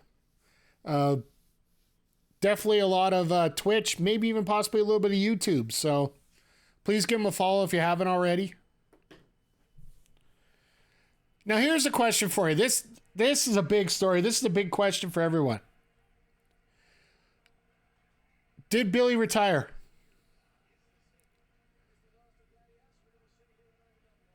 Did Billy retire on TV? I'll be honest, I think so.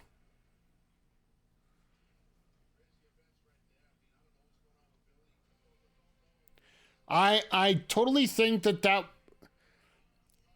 Billy was never meant to be a full-time player on AEW television.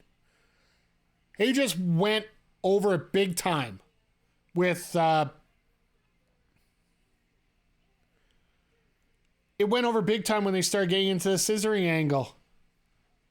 And he just rode with it. And sometimes you gotta shoot a horse before it's completely dead.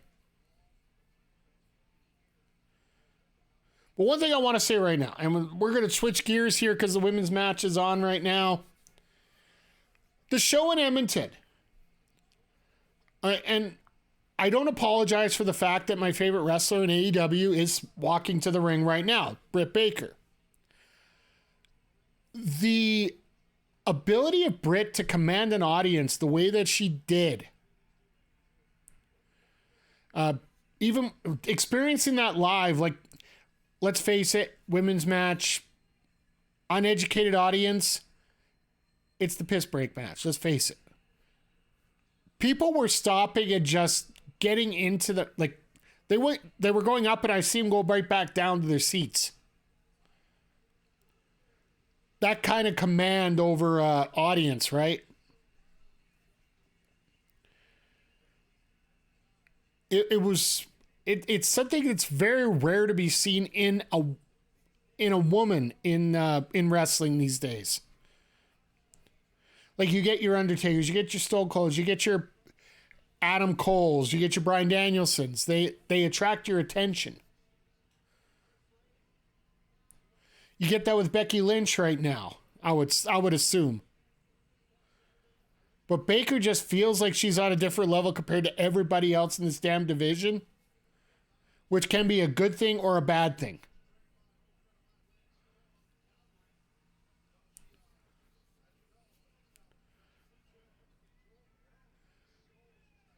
Simon, give me a meh. No, I don't want to see a meh for this one. I'd be surprised if this is a first ever matchup. These guys might have matched up in Shimmer or one of the indies here, because for those that are uneducated, who's Britt wrestling? Taya Valkyrie tonight. Former PWA superstar, Taya Valkyrie.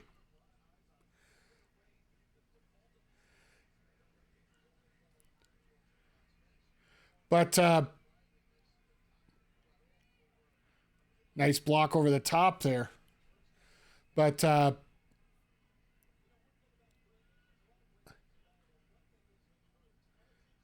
that's different. There we go. Using momentum there. But and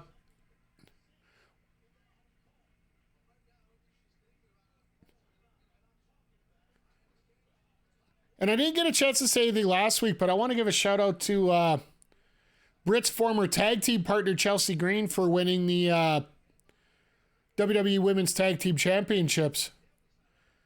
And might actually give some sort of run to those championships as we go along here. So,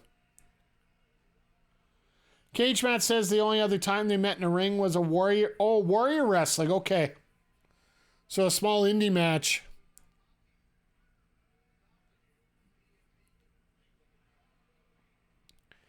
And during, I was thinking about this while we were going along here. We have something in Britt's promo really disturbed me for the fact that in regards to another wrestler, at the end of her promo, she tried to mention that TBS supposed to stand for That Brit Show. That sounds eerily familiar to Jade Cargill's That Bitch Show. And for what we've seen right now, based on, like, if you look on the social medias, which I know that's like, I'll just pull this right now. You idiot. But if you look on the social medias, and Jade said that she needs to take some time off for herself and whatnot, she almost looks like she's not going to go back into wrestling. Like, they did the one contract, they did the storyline. They got the title to Statlander, which is what they wanted to do.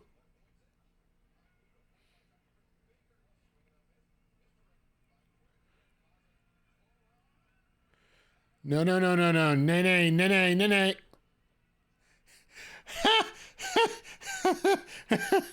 God. Really?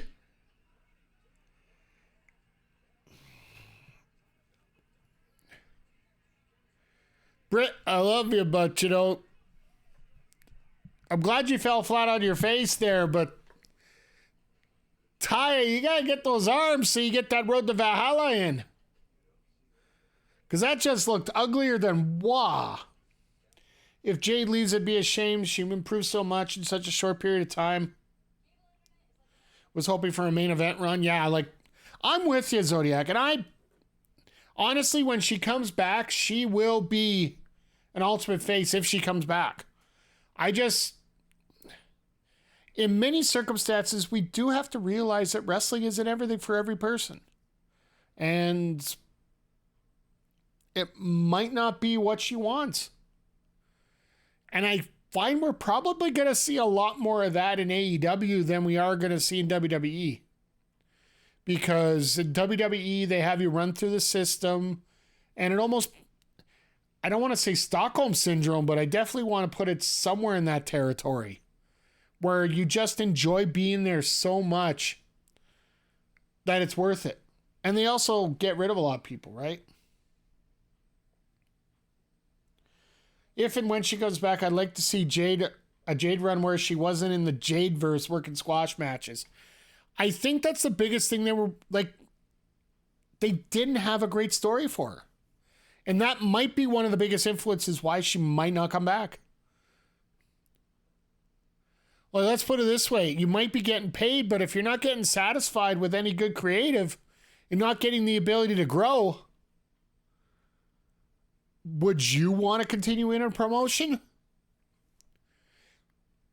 Like, think of it our way. When it comes to one of our regular dead ass boring jobs.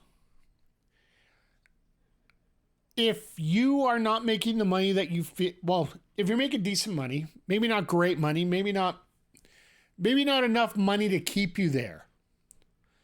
If there's no opportunity for advancement and the money's not enough to keep you there, are you going to start looking for another job? I'm not going to say you're going to take another job, but you're definitely going to keep your options a lot more open than what you would if you felt like you were doing something positive, you had a potential for growth, or either the money's there. And I don't think Tony Khan's going to unload the bank for somebody who wasn't trained until they came to AEW, basically.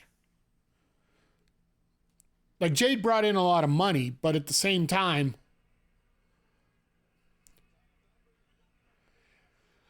I don't want to say they could put absolutely anybody in that place, but they definitely could put some people there. Like, You tell me you can't find a monster somewhere there that can be put there? Hell, Athena could have been put there. Athena is being put there in Ring of Honor right now, where she's just out dominating the crap out of everybody. Like we said earlier, we'd like to see Athena on the main roster a little bit more with a little more action there, but until Tony Khan wants to open up his playbook and have a few more women's matches on the main card, God, that was a nice shot. And Taya just up and no-sells it.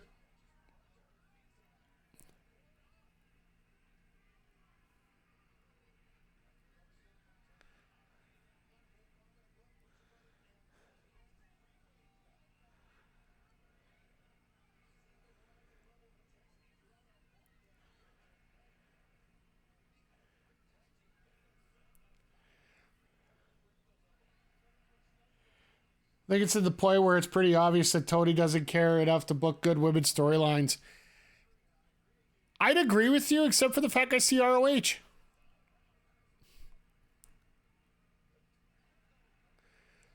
He has the roster to do it.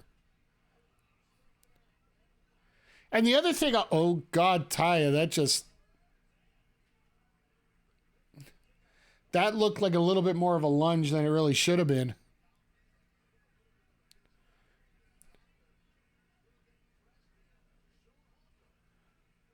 Like, Tony has the tools. It's really disappointing that the fact he doesn't want to use them as much as he should. Now, I did critique for the first couple years that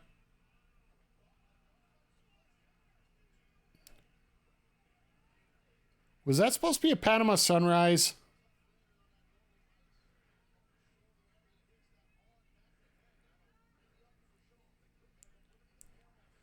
Like, the first couple of years, I was pretty critical of the women's division for the fact that you had 2 or 3 good wrestlers that could be put on TV consistently that had experience as well.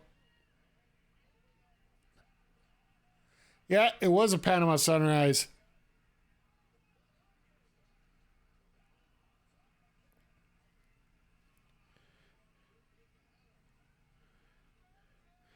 I don't know. I feel that, I've seen Taya in the big picture here for a few times, and I don't know whether it's just not the familiarity or what, but I've seen a lot more consistency out of Britt than I have of Taya, so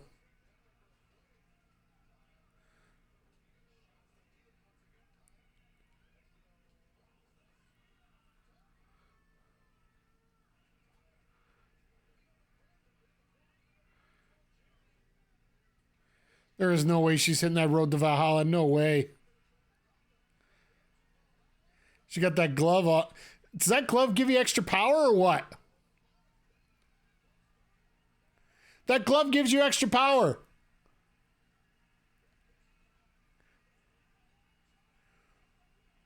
Wow.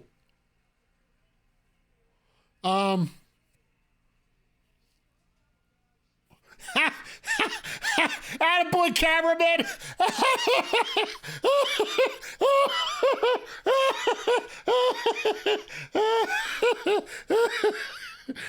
Sorry, I have to laugh.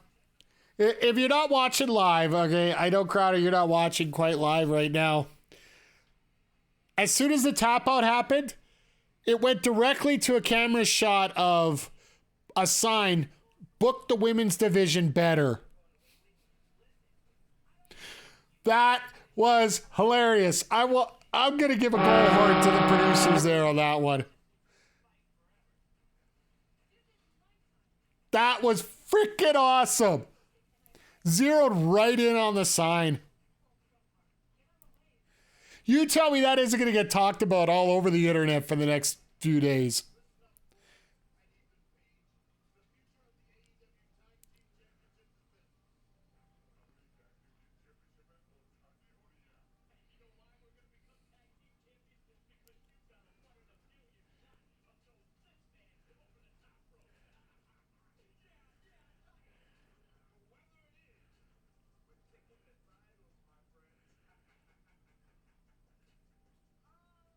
So now we're going to get another Battle Royal going on this Friday.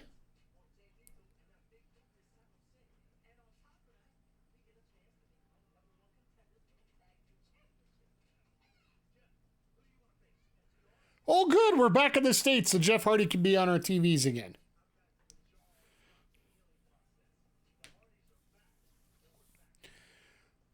But yeah, I think that's going to be the highlight of the night, folks. Like, we got... That has to be the... All right, Kip Sabian back on our screens again. And Scorpio moving to Fridays. And the King... They're bringing over the Saturday crew over to Friday. That's interesting. Then Sheeta and Rose. Okay, that's going to be cool.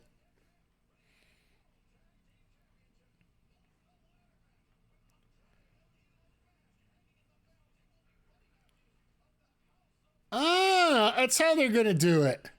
A ladder match. Matthews at El Idolo. That's going to be... How do I put this politely? That's going to be fun. That's going to be fun to watch, to say the least.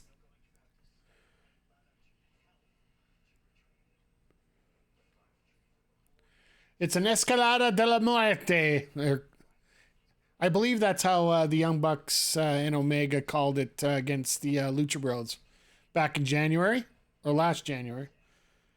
Whenever they finished the best of 7, it feels like it was just a few months ago.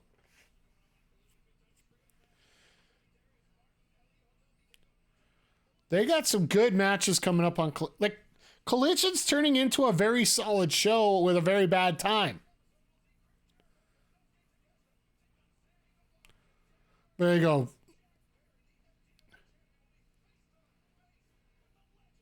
Didn't we have that already tonight? Perry and Lynn? All right. I guess we'll live with that, but... And, of course, our main event where there's going to be chaos everywhere. Yeah, it seems like Collision is the wrestling show and Dynamite's the sports entertainment show. I'm glad they're making the two differences here between the two shows. You can actually see a differentiation in the styles. It gives people a reason to watch. Don't get me wrong, it's in the absolute worst spot in the world. Especially if you're in Canada, because you got to pick it up on demand. You got to pick it up on the old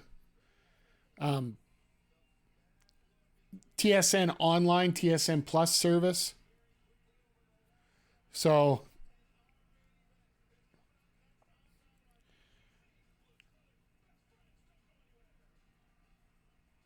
all right, so we're going to get our introductions for the other two teams coming in here. So,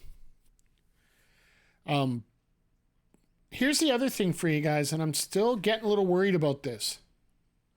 They still have not announced what they're doing for the Wembley show in terms of distribution and how we're going to be able to watch it. I'm guessing it's going to be on free TV, which seems to be absolutely perfect. I'm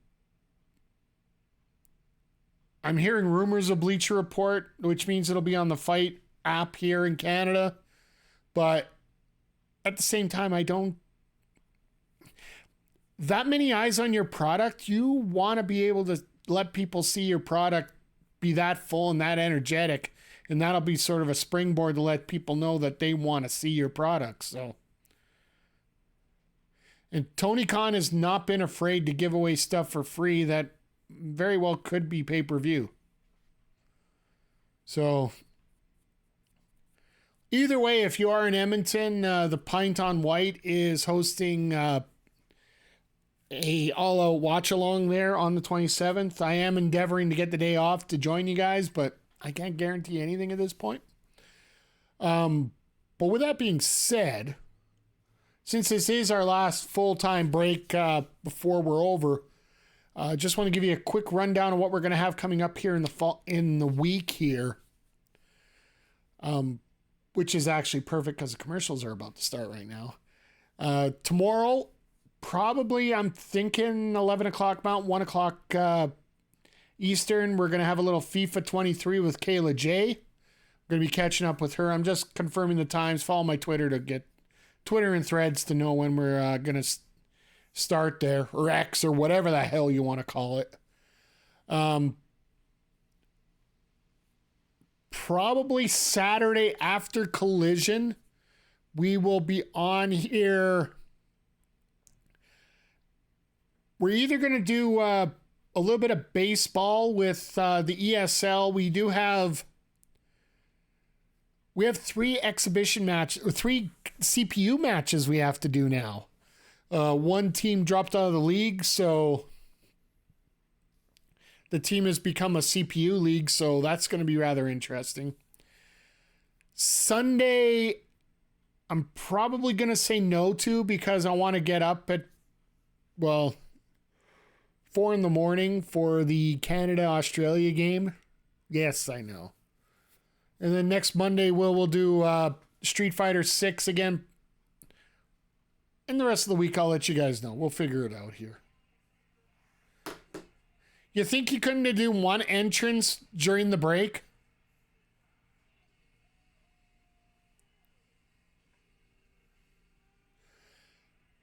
And the interesting part, as you see the Lucha Brothers come down to the ring.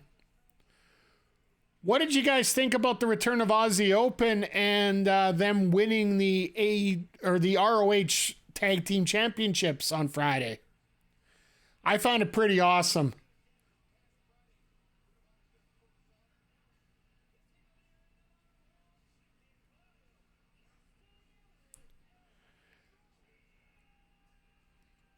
Because I know Mark Davis has been out for quite a while, and then all of a sudden now he's... They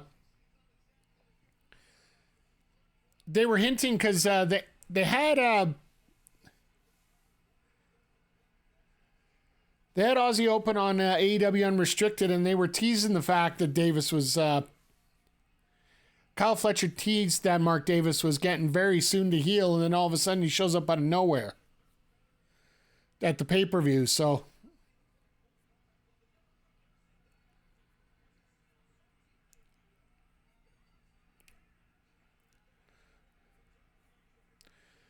I guess they didn't pay for the entire playing of the song 2 or 3 times. So the BCC will show up eventually, and then they'll get involved.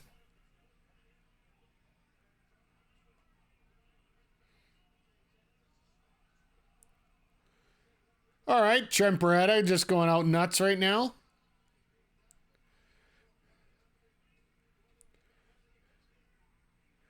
Makes you wonder how long until Mox starts bleeding again.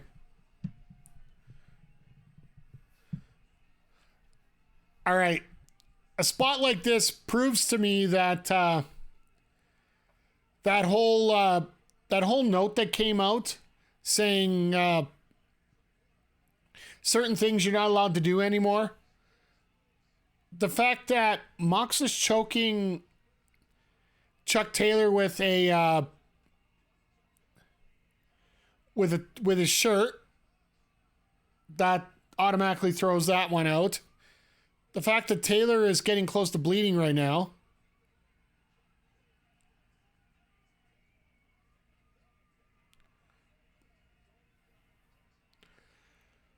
Well, this is interesting to see the best friends actually being in charge of part of this match.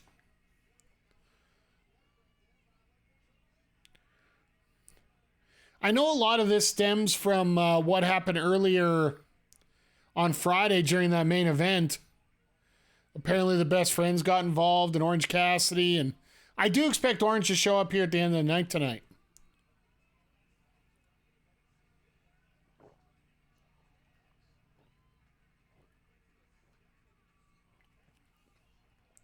Quite possibly to cost Moxley the match.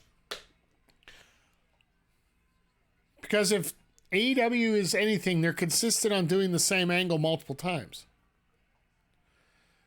Oh, here we go. And Claudio using the Giants entrance. I love it.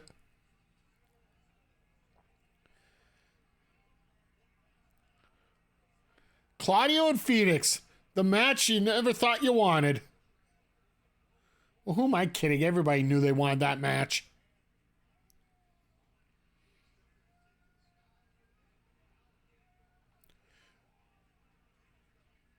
Beautiful kick by Phoenix there. They once get in the buckle. My God.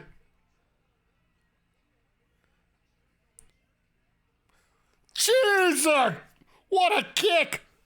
And out of nowhere! Alright, time to spam some finishers here. Let's go! Spam some finishers, spam some signatures.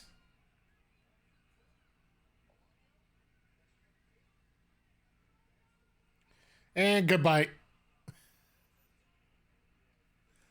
Oh, jeez. Phoenix kicking out at 2. I like it.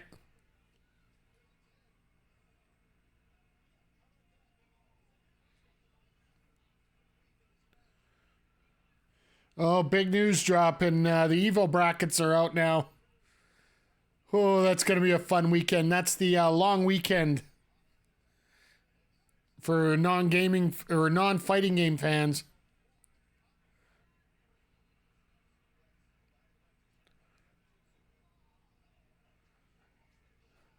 That, Claudio, I love you, but that looked awkward as hell. You asked about the 3 luchadors earlier. I must change my order. Phoenix, Phoenix, Phoenix.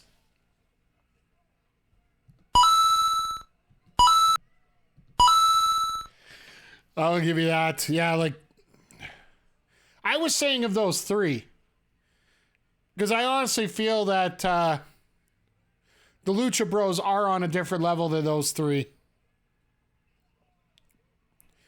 I think Vikingo might be somewhat, possibly, in the range with these guys, but I'm sorry, you're right. Phoenix is just like, pshing, and yeah, you could just pretty much sit everybody else out in the Bandito feels about there. Yeah. I almost forgot about Bandito for the fact that he's out with an injury.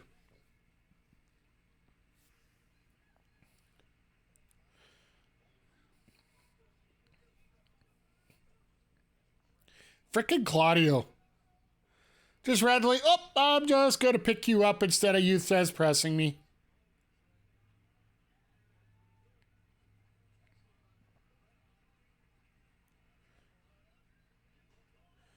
And Claudio just tags him.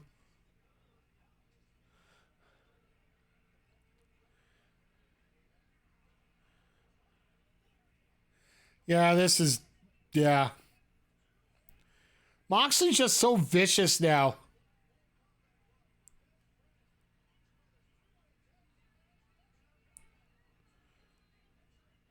And a lot of people forget that Moxley was a former tag team champion in WWE. One of the greatest factions ever, and you know, that's the one thing I know technically it was, now that I think about it, did Moxley ever have that? Did Dean Ambrose ever be officially a tag team champ? Because he was always the U.S. champ when Reigns and Rollins were tag team champions. So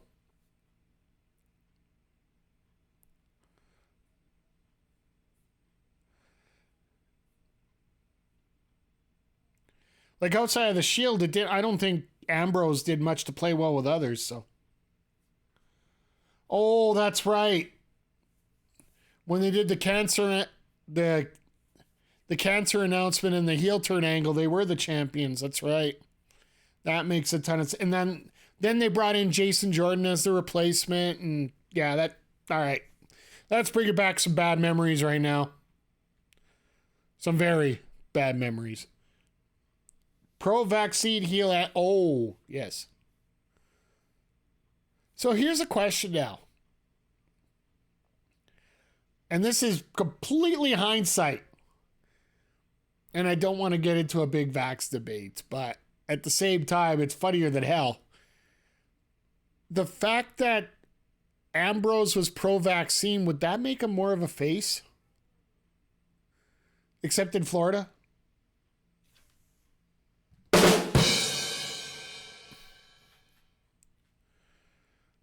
I could pick on Florida, but they're picking on themselves just as much, so I shouldn't even bother.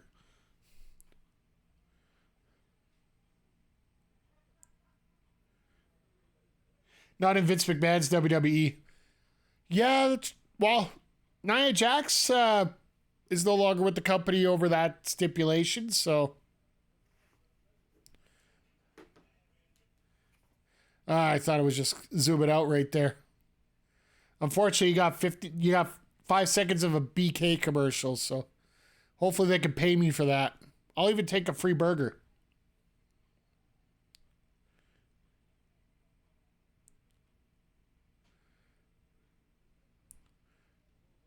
So one thing I will say, and I know, Crowder, we were talking about this during your stream earlier today. You were talking about promotions dealing with the one interference spot only on a... Yeah, exactly, that one. You were talking about teams only getting their one breakup, right? Well, when we run into a position where the teams are organized like this, it almost feels like they are following that rule. It's only when we descend into chaos that that rule seems to disappear rather quick. And I can actually respect it quite a bit if they're doing it that way. Because if both guys are going to randomly come in and start attacking people, like, go ahead. But as they should. Without rules, we will have anarchy. Without rules.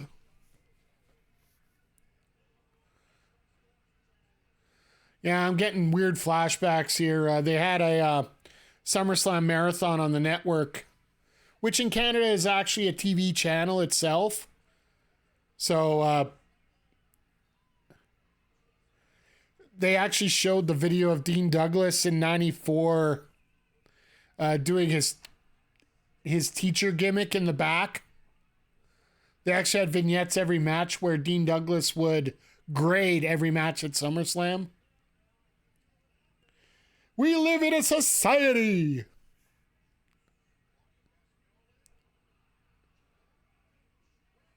That was a modified 3D-ish. I think that's the best way to put that.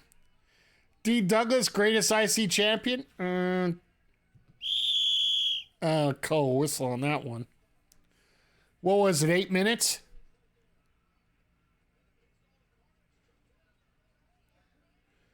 Should have been about, at least a month, but it was I think it was like 8 minutes or something until they put the belt on Razor.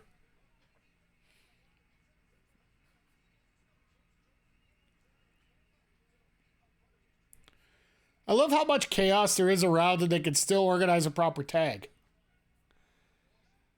Who was a teacher at WWE circa 2003-2005? Matt Striker. Lucha Underground Lucha Underground and Impact Wrestling commentator Matt Striker was your teacher, and he was actually a teacher from 2003 to 2007 because he was part of WWECW. Yeah, he got clicked.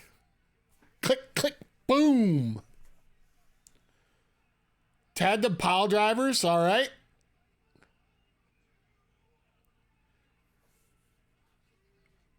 Was he on Tough Enough? I think so.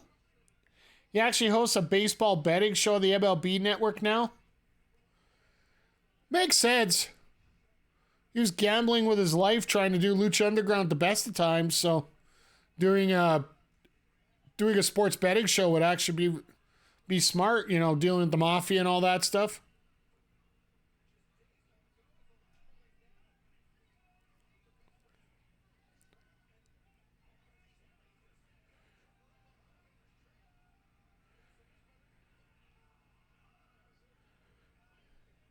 Now he's got it.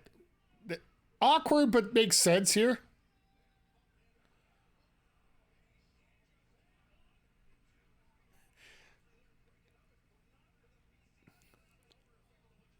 No, he did a couple jobs on Raw that got fired because he got Ashley using his sick days to wrestle. And WWE hired him after that. Yeah.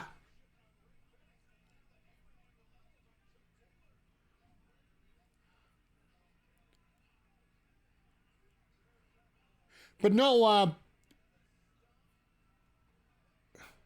wasn't he on there for a little bit, though? No, that would have been Josh Matthews. That would have been probably the notable one. And Maven was a teacher, too, so that would be a teacher that was on Tough Enough.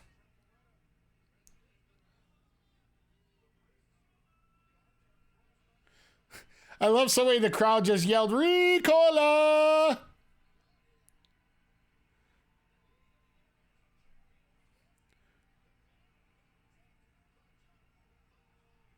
Orange Cassidy just knocks out Wheeler with one punch. I love it. See, oh yeah, there's no disqualification in a triple threat match unless you're an MPW. So that makes sense.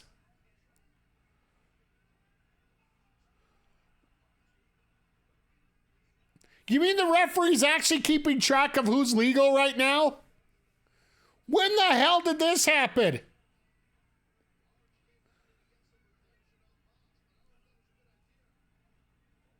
Oh, God.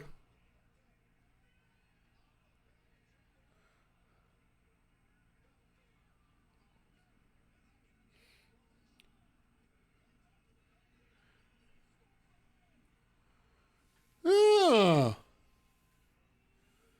The Lucha Brothers get a win. I love it.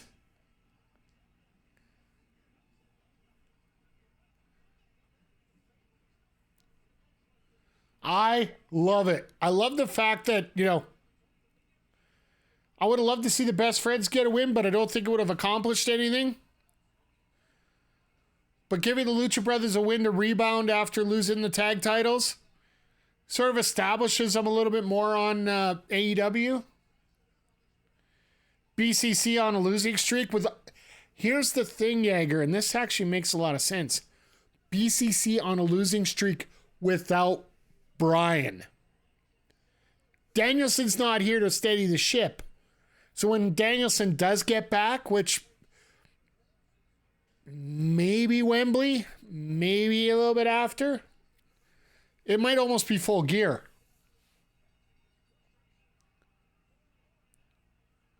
Oh, now the BCC are just going nuts.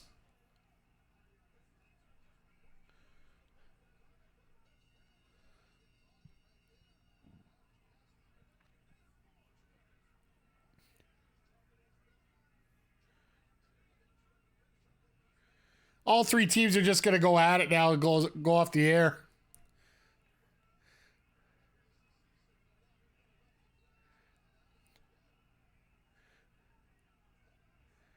And the BCC are like, no, we're done now. We're good.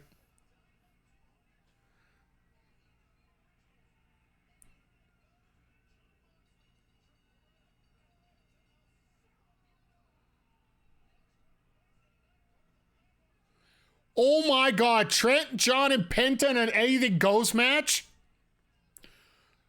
Trent, okay. But as demented and sick as Penta is, and I don't need to explain to you how demented Moxley is, right?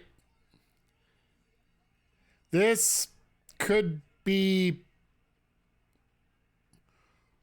You know how I mentioned on my tweet before we started here that the level of brutality wasn't going to be as bad as Blood and Guts? There's almost a possibility that the brutality in that main event could get up to Blood and Guts. And I'm a little scared because there's no cage to keep them in.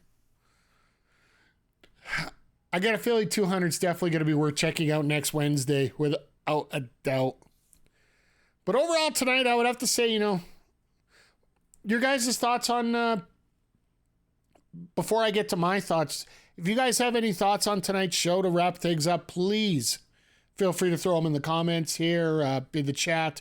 Let's get them out. My thoughts here tonight, pretty solid show. We had that very emotional blood and guts match last week, so we did need to lighten up the load a little bit here this week.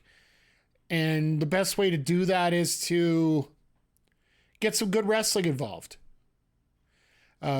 We had AR Fox and Orange Cassidy, which perpetuated the heel turn later on in the show. We had Swerve and Darby, which,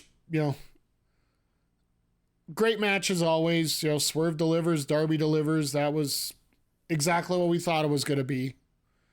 I honestly was a little underwhelmed with Gravity and Pac. Like, it wasn't a horrible match, but it wasn't a great one either. Then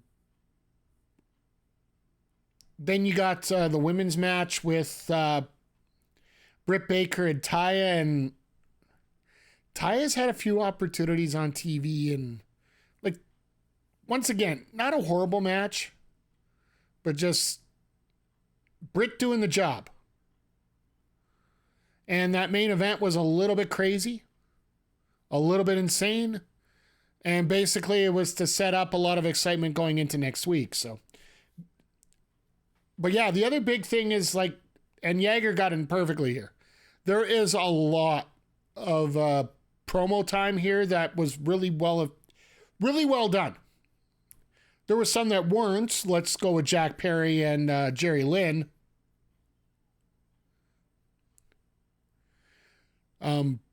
Yeah, that's actually a very good point. Taya gets tired out quickly, or shorter matches have been better. Yeah, like when she gets into these long matches where I think she would have been a lot better in WWE if they used her, because they do pace out their matches differently than they do in AEW. You're trying to get a lot more in an AEW match than you are in a WWE match in a shorter amount of time. But yeah, the Perry promo was absolutely horrible. Well, I'd say mid. Cole and MJF with Roddy Strong involved and the FTR promos all together got the job done. It didn't need to be spectacular, and it wasn't. It wasn't horrible, but it wasn't spectacular. But I think the best promo of the night would have been the JAS segment, where the JAS basically told Jericho, look, until you make a commitment, we're out. And it gets you very emotionally invested. And I think that's the best promo from Anna JAS since she's been on the roster. And 2.0, they also had very impassioned parts of that promo as well. So it's a sight we haven't seen from the other members of the JAS. And I hope it leads to something good, because with Jericho, most of the time it's good, but then sometimes it's just, what the hell are you thinking, Jericho? Because we assume that he's taking care of most of his stuff on his own. So, but it definitely allows you the opportunity to think about coming into next week and actually watching a very good show. We got Takeshita and Jericho versus Guevara and Darby, Guevara and Garcia. I keep confusing Daniel and Darby for some reason. It's my bad luck today. So, and then the other one we're getting is Anything Goes between Penta, Moxley, and Trent. I think people forget what kind of sadistic man Trent can be. Like, we were talking about Proud and Powerful earlier in the show. That backyard brawl, that parking lot brawl between the Best Friends and Proud and Powerful, that was some very sadistic stuff. And the fact that Sue could get involved, you never know. That Sue bringing out a barbed wire baseball bat, you never know. You could see it. You maybe. But I definitely think we'll pull one of these out by the time we're done there. So, other than that, I think we got everything covered here for tonight. once again, I want to thank you guys for sticking things out here today. It was a fun episode of Dynamite to watch, and I don't think I would have got through it without you guys here with your support, with your comments, with your generosity, enjoying everything. I'm very thankful to have each and every one of you here.